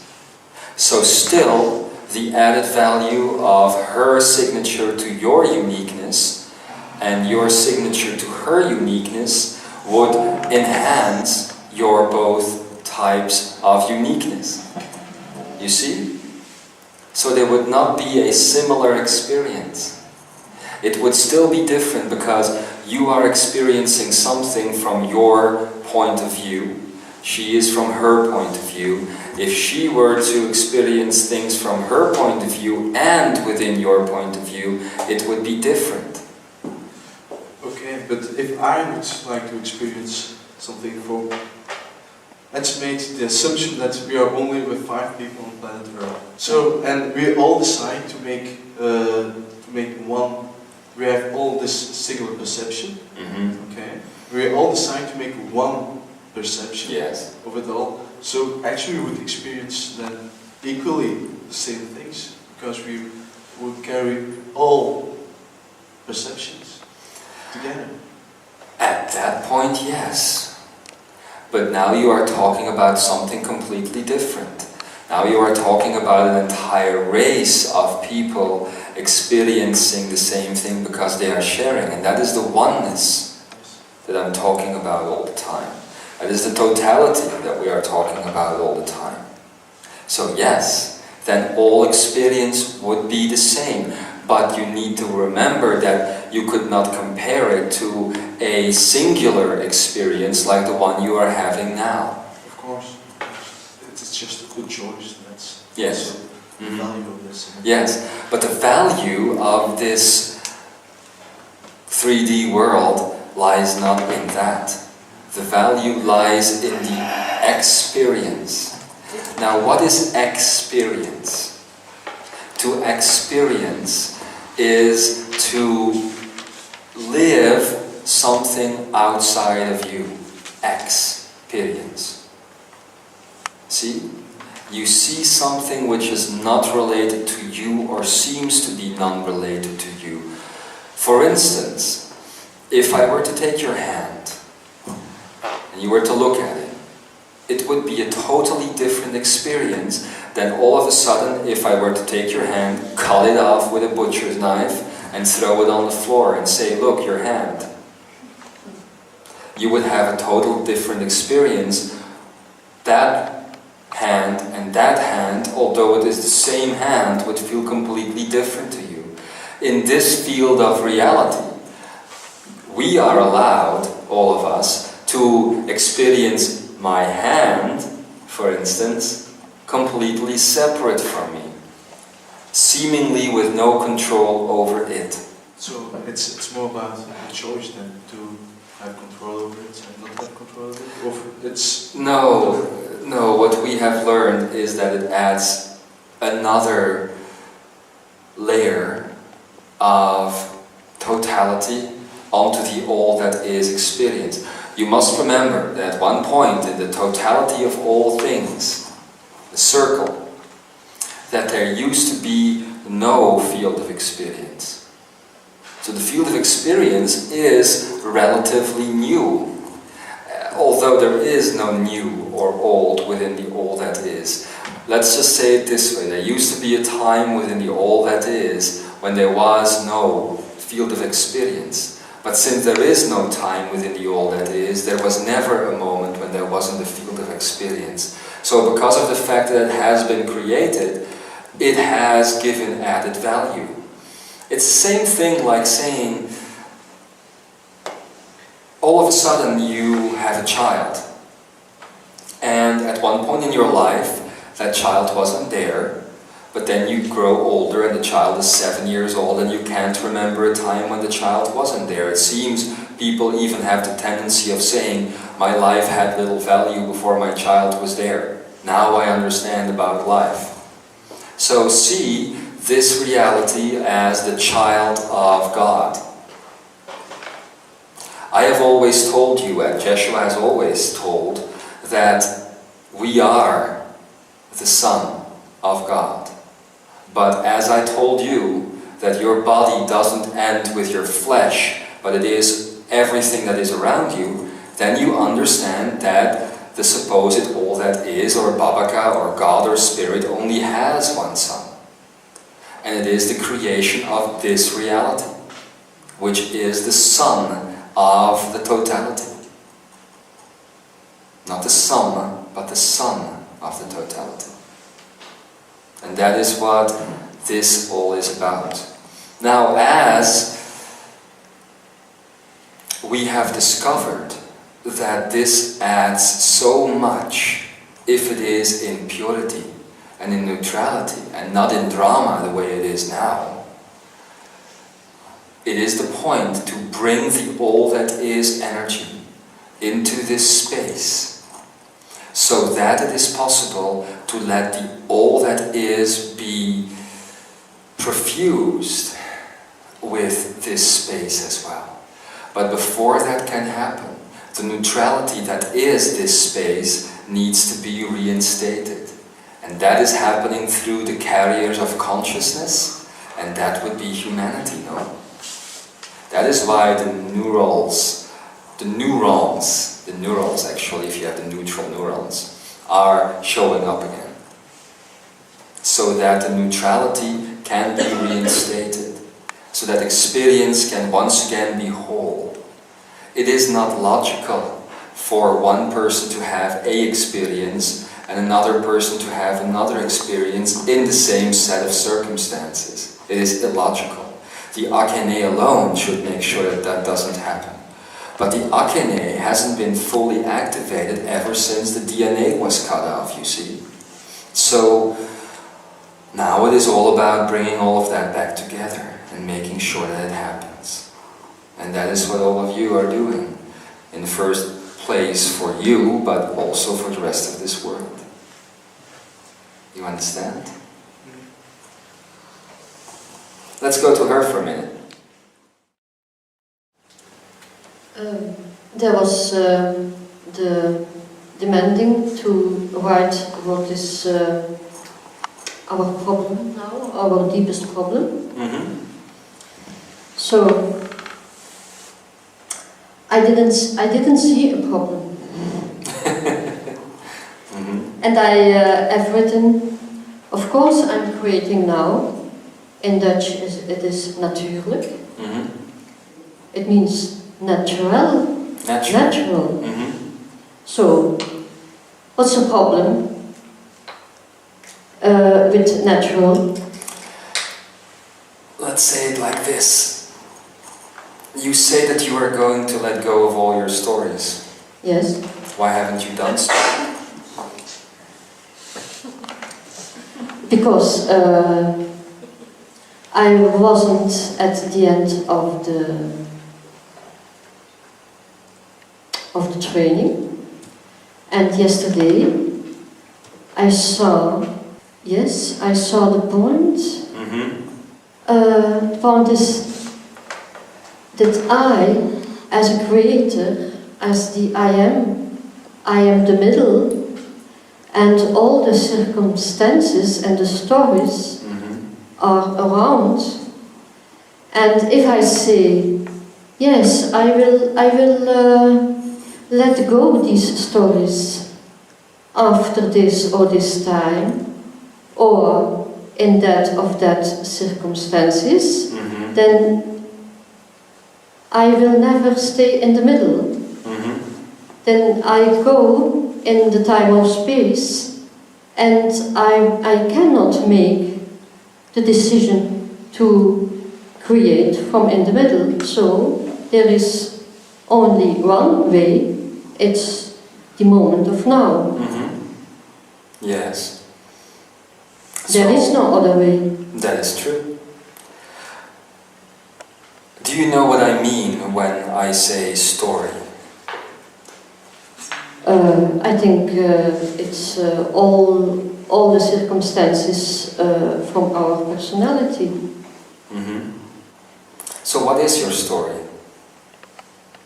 If you had to say it in 5 It seconds. doesn't, and it's not interesting at this moment.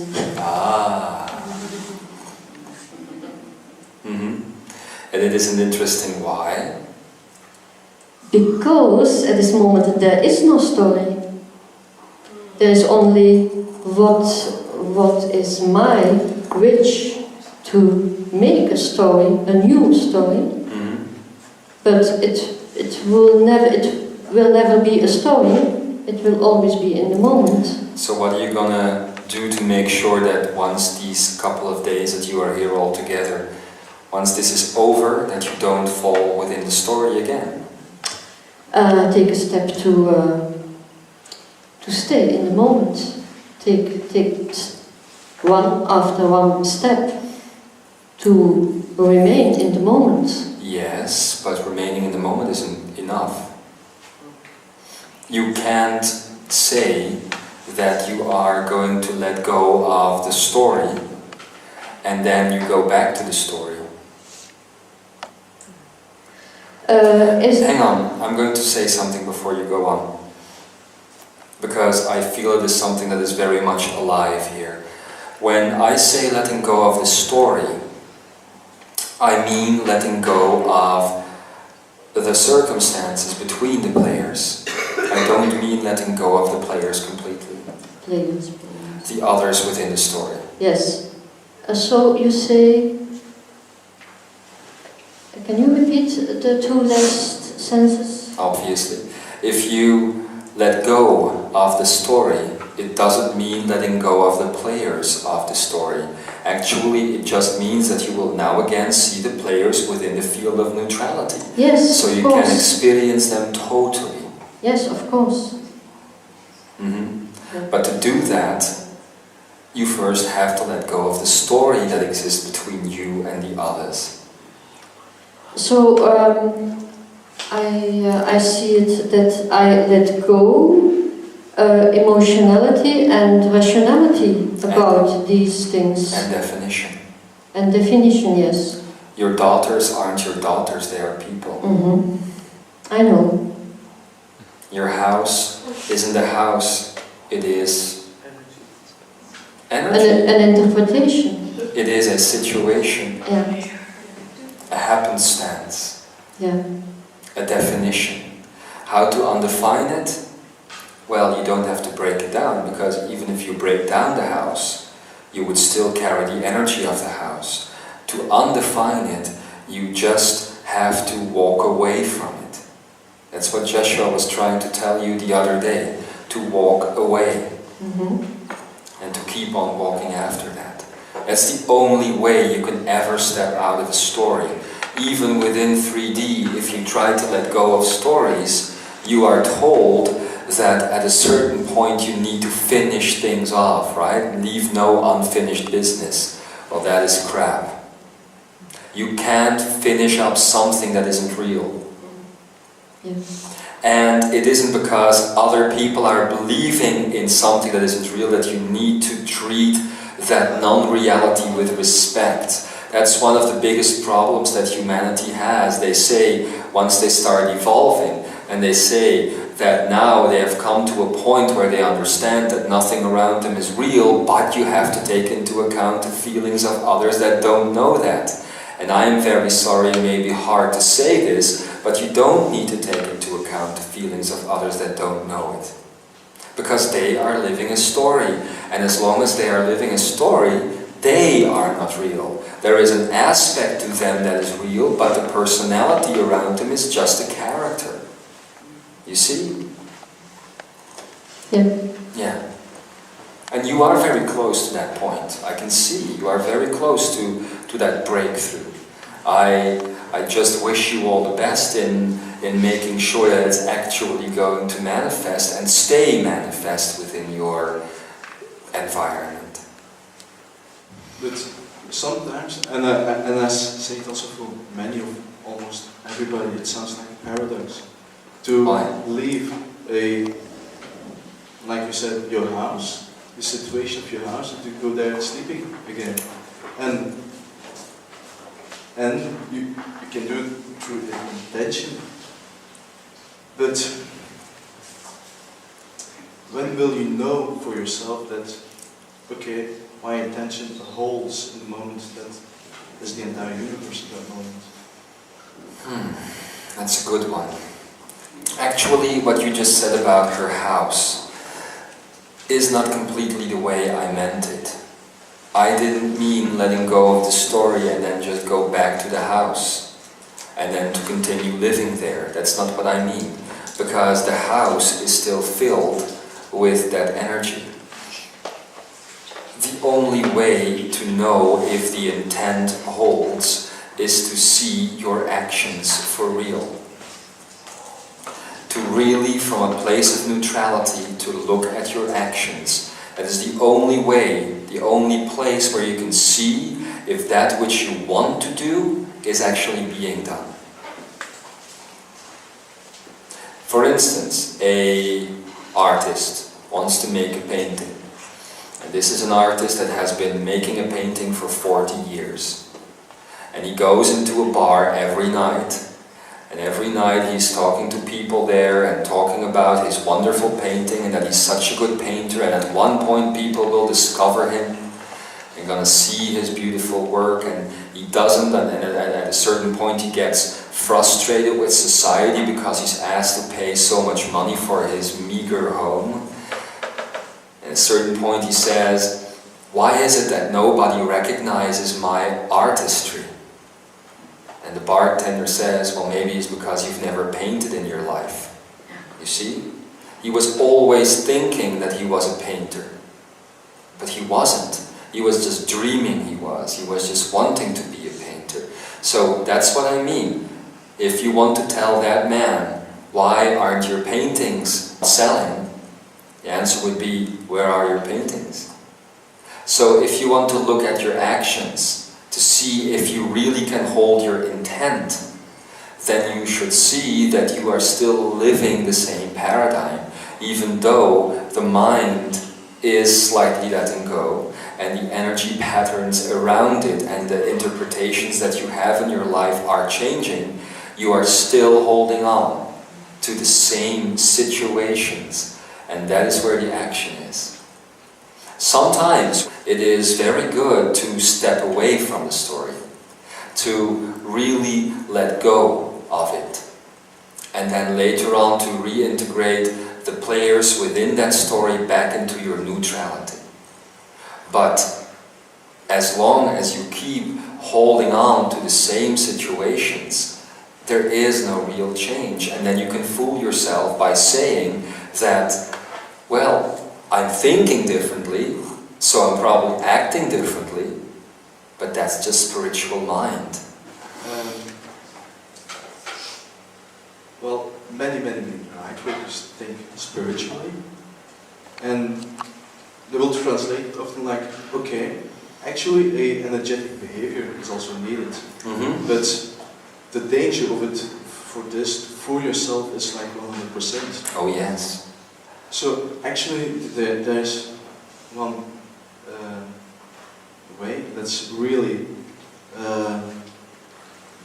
stepping totally from it, to don't, like if you want for your house, and the energy that the house carries, if you want to be totally honest, just get away for it, for the time to hold this energy on. And but if you say get away from it, you also mean get away from it. yes, sure. Also everything, here. everything.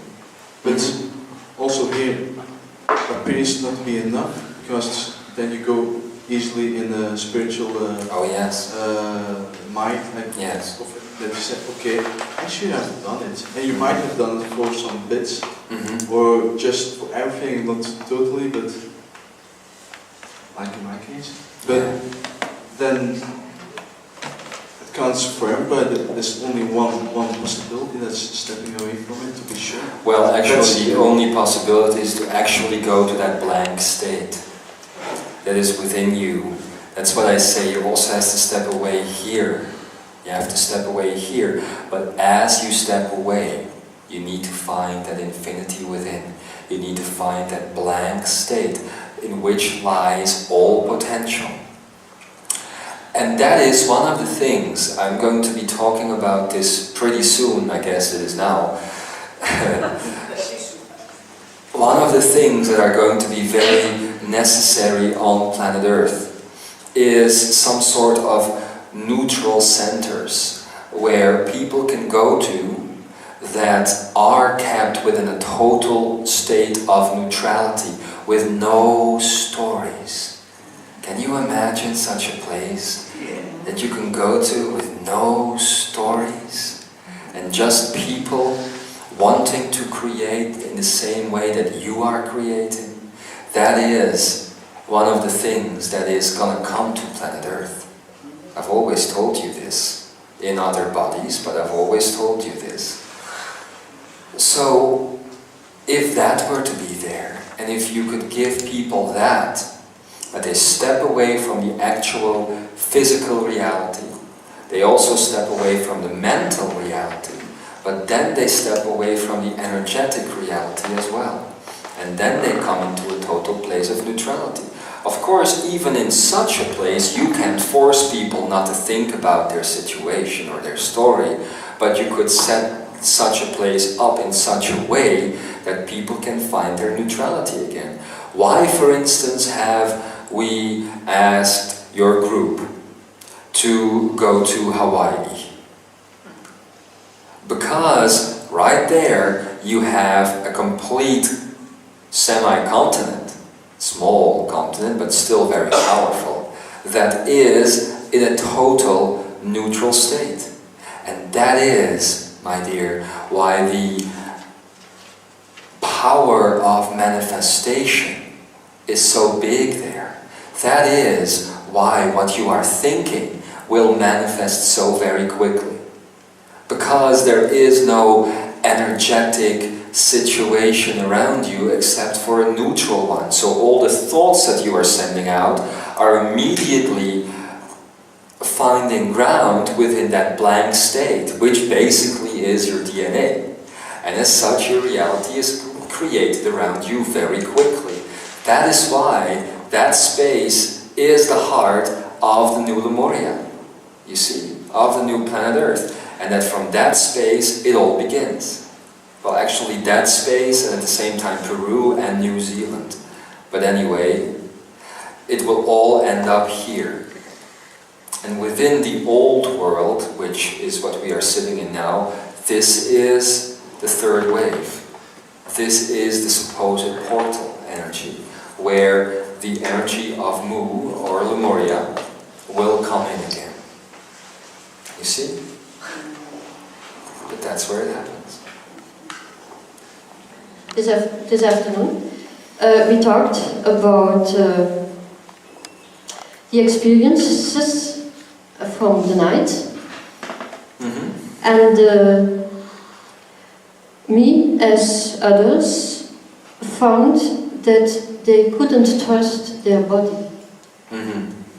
So when there is a disease, and you want to let go that disease, the body as it is now cannot give you trust to find the lack of the disease.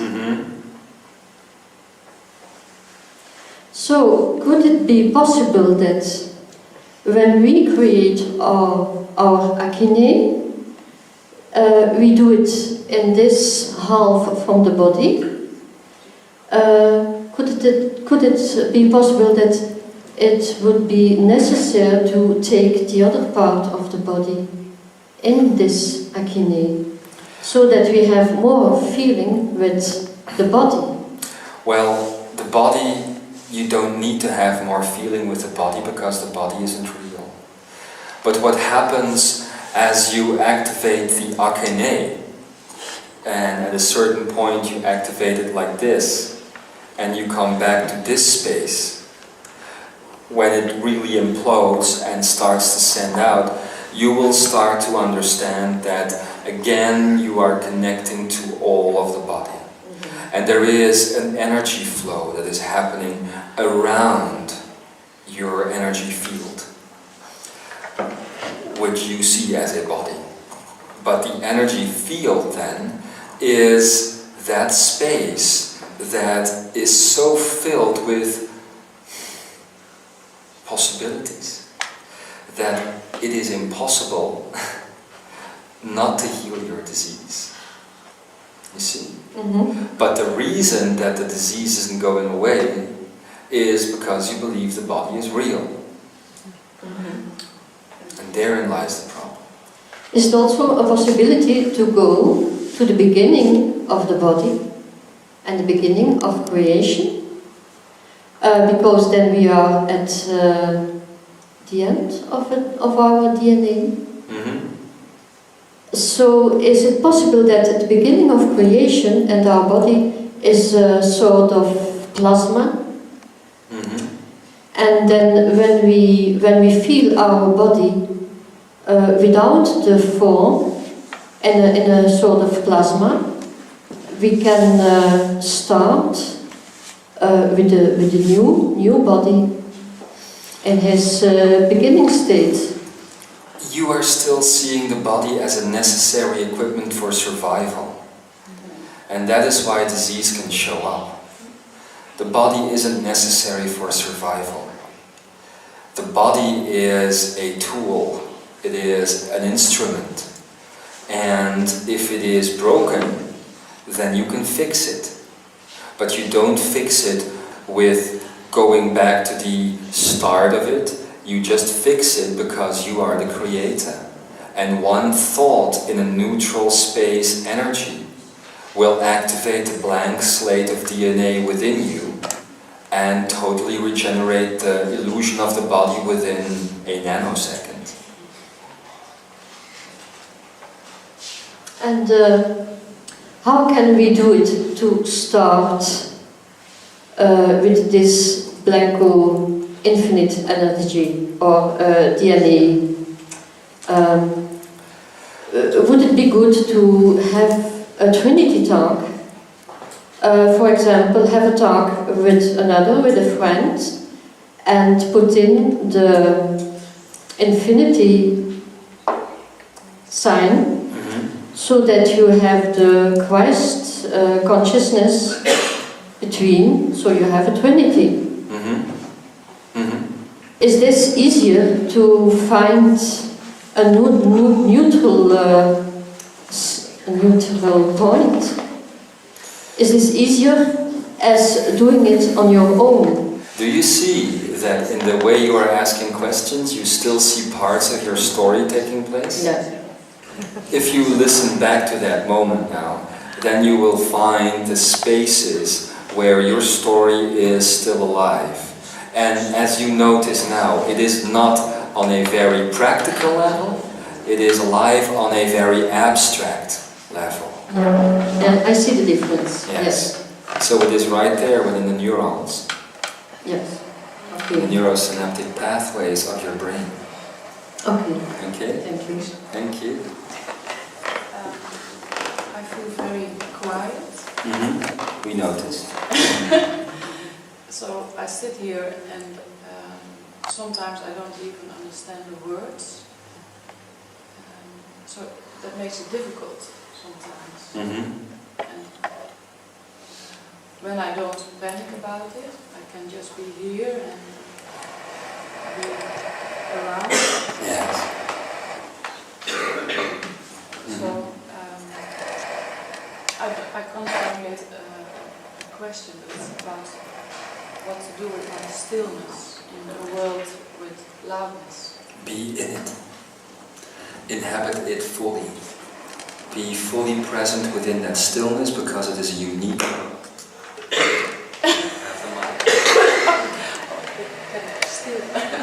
Still. It is a unique pearl, your stillness.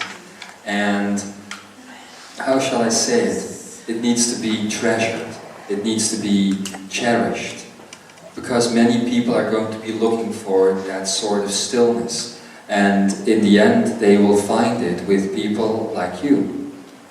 As they find it, as that stillness is going to become more important in the coming months, not in the coming years, in the coming months, it will help people to go to that neutral state. You see? And there lies the beauty of what you can do. Only right now it is very difficult for you to see the value of that space, since you are saying that all the world around you would want you to be busy and not noisy. Just remain where you are. You see?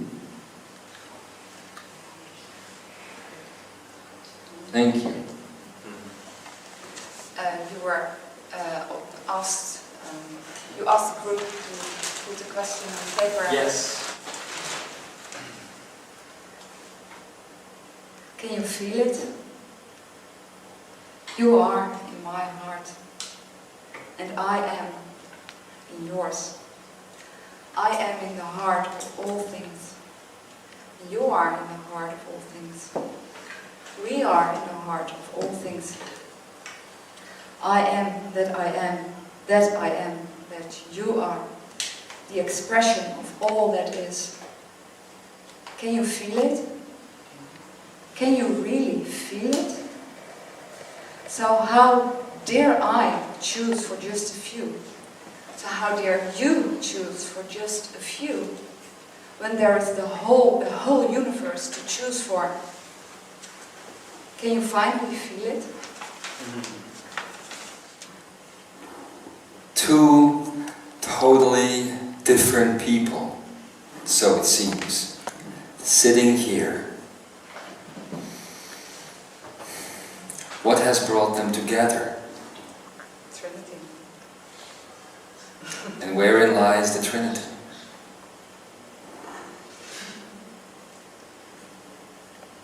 In the heart.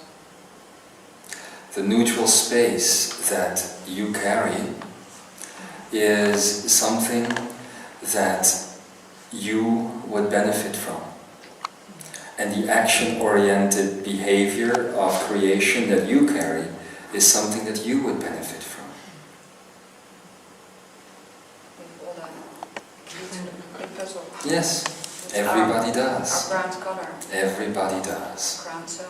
Mm-hmm. And so it is. About the question this morning. Yes. I thought last days I was going on in the process for myself that I thought I'm in a good way. Mm-hmm. So, and when you taught this morning, before lunch, I thought to myself, am I again wrong with doing what I'm doing now? Mm-hmm. So, and when I was on my own home, I found myself that I was a little bit busy outside. I came a little bit out. What was going on in myself was not. Sorry. I was going on outside a little bit to spread this mission. Mm-hmm. But there was something in myself I didn't see anymore again. Yes. So I was doubting again about my own health. Mm-hmm. And was this what you mean for me then this morning? Exactly. That's it exactly. There should be no more doubt because there is no doubt necessary. Looking without and looking within should be the same thing. At any given moment, you should be in that total universal love because that's all there is to it really. And what is keeping you? Your eyesight. Because you want to see a different world, really. And that is what you are trying to stop you from seeing. Do you understand? So if you want to get back into that good space, as you are calling it, or the God space, as you might also call it, you need to stop that type of the story, that part of it. I was thinking about it, but when I come home and when I'm in my home, then I don't feel this energy. So when I'm here and I hear about it, or then I come back in this space of energy. And home is very, very difficult because I think I have to move there. So. No, the answer doesn't necessarily lie in moving out. The answer lies in moving in. Yeah, but maybe I'm dreaming about a natural space also for other people. Mm-hmm. So maybe it's one of my things I have to do in the world. Oh, Maybe. now you're talking. Now you're talking, and there are others here that have similar dreams of creating such spaces. Maybe you should get your heads together, or maybe even your hearts. Wouldn't that be interesting? I was thinking last days, maybe also this is an illusion. What? Creating those space. It's not an illusion. It is a portal within an illusion that could lead with that to the outside of the illusion. So you might have to build within illusion, but only in such a way that you are trying to get out of it. You see? Creating a neutral space and going to that type of infinity is not an illusion. The illusion is not in matter itself. The illusion lies within the definition of all things. It is very different to define everything or to express everything. You see? It's a completely different ballpark. Here in the head you are defining, and here in the heart you are expressing. So find ways of expressing those things within this world, and you're going to find the solution that you are looking for. You spoke about the body. It's not to me. I always feel that my breathing is connected to fear. How can I say? I had depression last year, and I took some antidepressiva. Yes, antidepressants. And I always feel like if I want to leave my body, understand? But I want to integrate in my body, so the control about my body, being in my body, being Yes. here and not somewhere over there. Yes. What is the difference? It's connected to fear, I feel. To all the things the emotions and especially the fear. And Yes. this is the point in which the fear is, I feel. It's difficult to tell. I hope you understand. I what do mean. understand, but all Yeah. fear isn't real. So, actually, you see, we are missing the point here. Let me ask it in a different way. What is the story that is attached to what you are saying now? Either one of you. I think I feel it myself now. Okay, what is your story? I think I want to remain in the same story as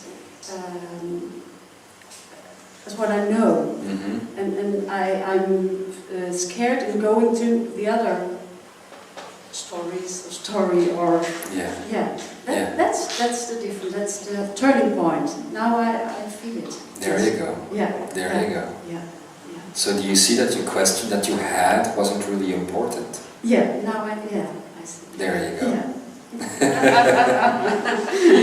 It seems so simple now. I can feel more joyous. I'm laughing at myself now. Hallelujah! You're so serious, of course.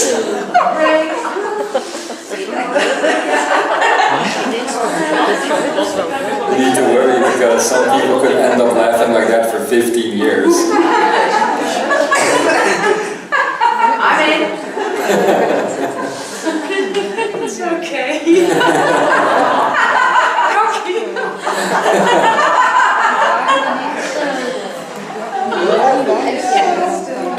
Don't worry, be happy.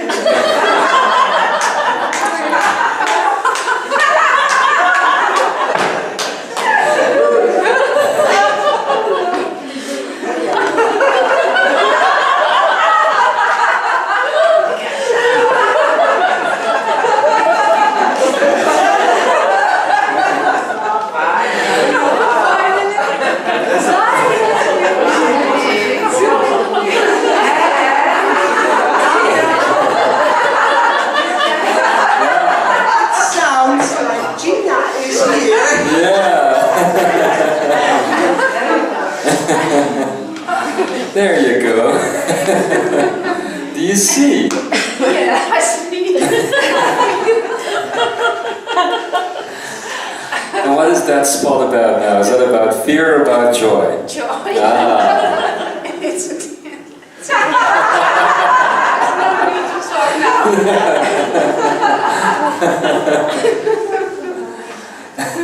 So, Cocky, you want to do something?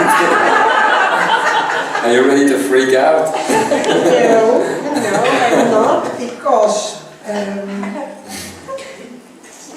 the questions that are made, the things that have been said, it makes me feel drift away. Drift away. Yes. Where to? Into silence. I don't understand it. The things that were said over No, there? not that. Okay. It's okay. Yeah. But the people sitting here and the questions make me feel confused. And why? Because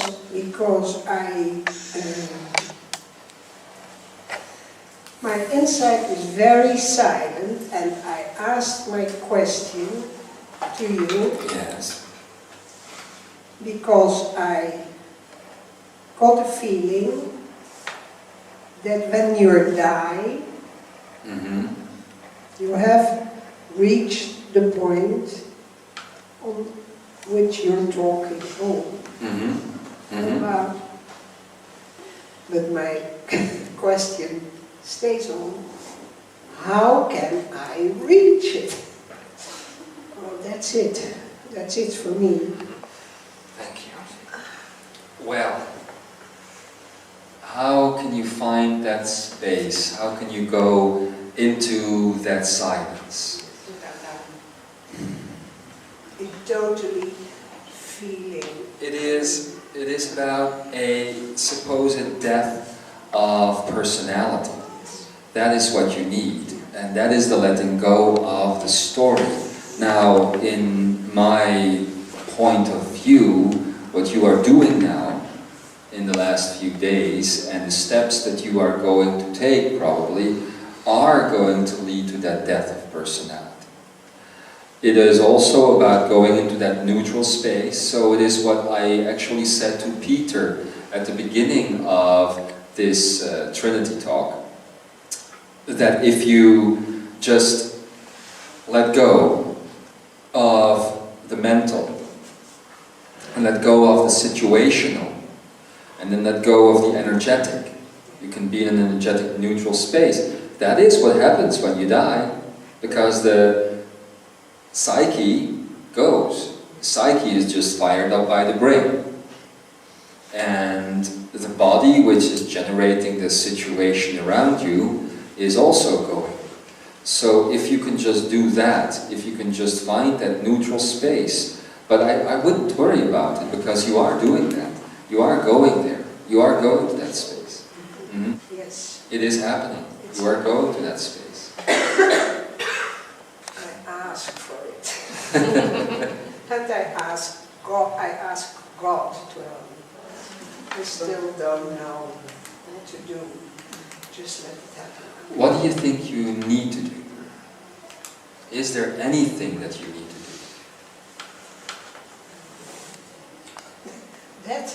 That's what I don't know. Well, let me tell you this. You don't need to do anything. Okay. Okay? There is no, in your case, there is no internal action required. Internally, within, you are fully wired up for what needs to be happening. I know. You feel that. I felt it. Yes. But like I told Peter at the beginning of this gathering, at the beginning of this conversation, what you need now is to make sure that you are taking the actions that are required. The actions. In the external world, the action. And that is what you are setting yourself up to do now. So once that happens, the rest is going to be a natural ride. Okay. Okay? Okay. Great. Well, thank you. Come here. Thank you.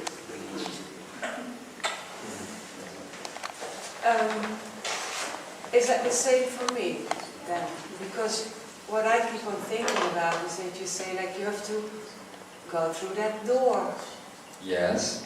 What is your door called? There is a name on that door for you. There's a name on that door for everybody. On yours is a 4-letter word. Fear.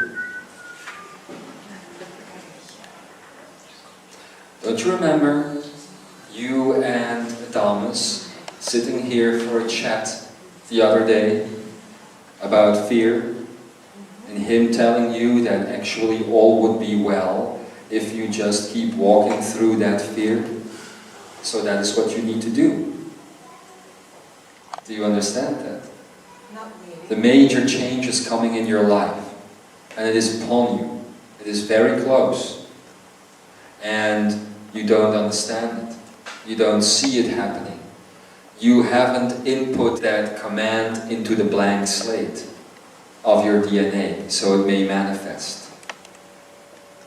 It is a desire and it is a wish, but you haven't input it into your reality yet, because there is something that is keeping you from believing that it can happen. And that is your fear. And that is why Adamus told you, keep stepping through that fear. You see? That is the only thing that will help you. Keep stepping through that fear, because your door has that label on it. And to everybody it's the same door, but to everybody it's a different label. Understand that? Yeah, but I still remain with a question like, How? Because I think I'm doing it. Listen, and this is not just for you, this is for everybody. How tells you that you don't know. And if you don't know something, then you close yourself off from your higher self and from all of your energetic ability. You don't need to know how, you just need to do it. There is no how. How only takes place when you are in a time-space field and you need to move from a linear perception to another linear perception. Do you understand that? There is no how. There is just action, intent. The intent to act is the I am. Always bringing energy into action. The only thing that you need to do is to let go of your story. And I've told you this. That is your personality. It is the life that you have known. Because for all purposes and intent, the life that you have known was an illusion. And the loves that you have lived were conditional. So you can either choose to stay within that conditional love, within the box of family and friends and folly, but if you really want to go for it, and I know you do, then you just need to step into that place of divine action, where you just do it without asking how. Because there is only one way. There is only one way. You see? And the moment you ask how, you are creating thousands and thousands of potential ways leading nowhere. You get it now, I see it.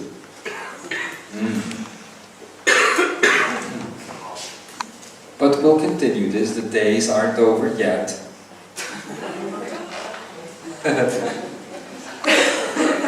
Thank you so much.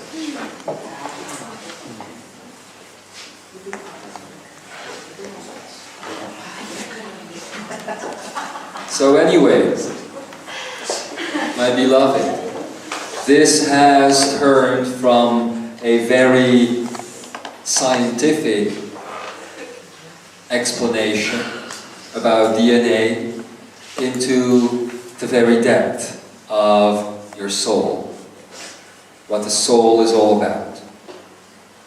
I hope that you have found some truth, and that this truth can help you in the coming days to find your steering wheel even better. I must say, however, that the actual intent that we had in setting up this Trinity talk hasn't been fully manifested yet.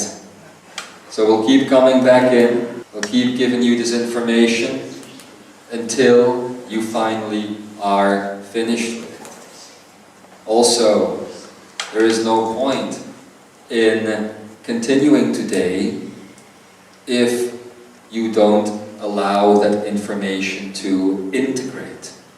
So instead of going into a break now and then throwing the next bit of information your way, I'm going to ask you to first take some time, let's say about an hour, to be in silent meditation and to let that energy fully integrate.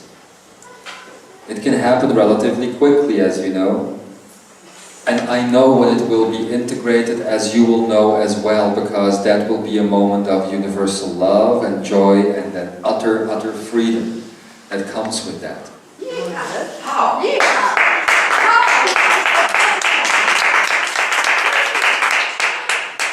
It is that simple. Did you know, by the way, that that lady over there who was just sitting here, that was the laugh of God, that you saw. So I hope that you will use the coming hour to be in that stillness. I would say not to go into another room. I would suggest nature, not because nature is better than a house, but because nature offers a more positive intent, because you have always placed upon nature more positivity than you have on walls. So that's why I should encourage you to go there, but you can go anywhere. And after an hour, maybe you should decide to come back here and have a forum amongst yourselves, where you can talk with yourselves, literally, finding out what you have learned in either the last weeks or the last 2 days. And tomorrow, I will ask this group to continue. Because right now, if you do not further integrate this information, there is no point in going on. All I want you to know is that you are no longer tiptoeing around that door. You are once again standing still and firm on the ground, making yourselves ready to step through it now. And that is an improvement. Let's make the time of tomorrow the time when you create for yourselves those steps that are necessary. Do know that there is abundance and bundles of joy waiting for you, and that all the boundaries can fall away so you can find that universal freedom. I want to thank all of you for the steps you are taking. I want to thank you for the attitude that you have towards life. I know that you want to wake up fully, and that you know that all of life is but a story. Now I hope that you can find the last bits of the story within, like we were telling Bega there.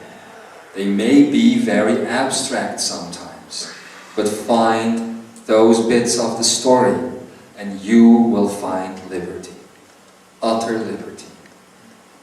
Without boundary, without definition, without any type of illusion, any given moment of the now. And so, my beloved Imzaia, I wish to acknowledge that you are all aspects of God, all aspects of divinity, and I wish to acknowledge the power that lies within you. I hope that tonight you will find the pearl that is within your heart.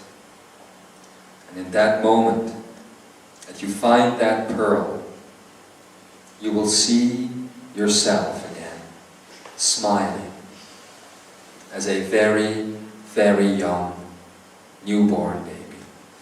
Because that basically is what you are at any given moment. Thank you for what you are doing. Now take the next step, and we will be there again, waiting. And so,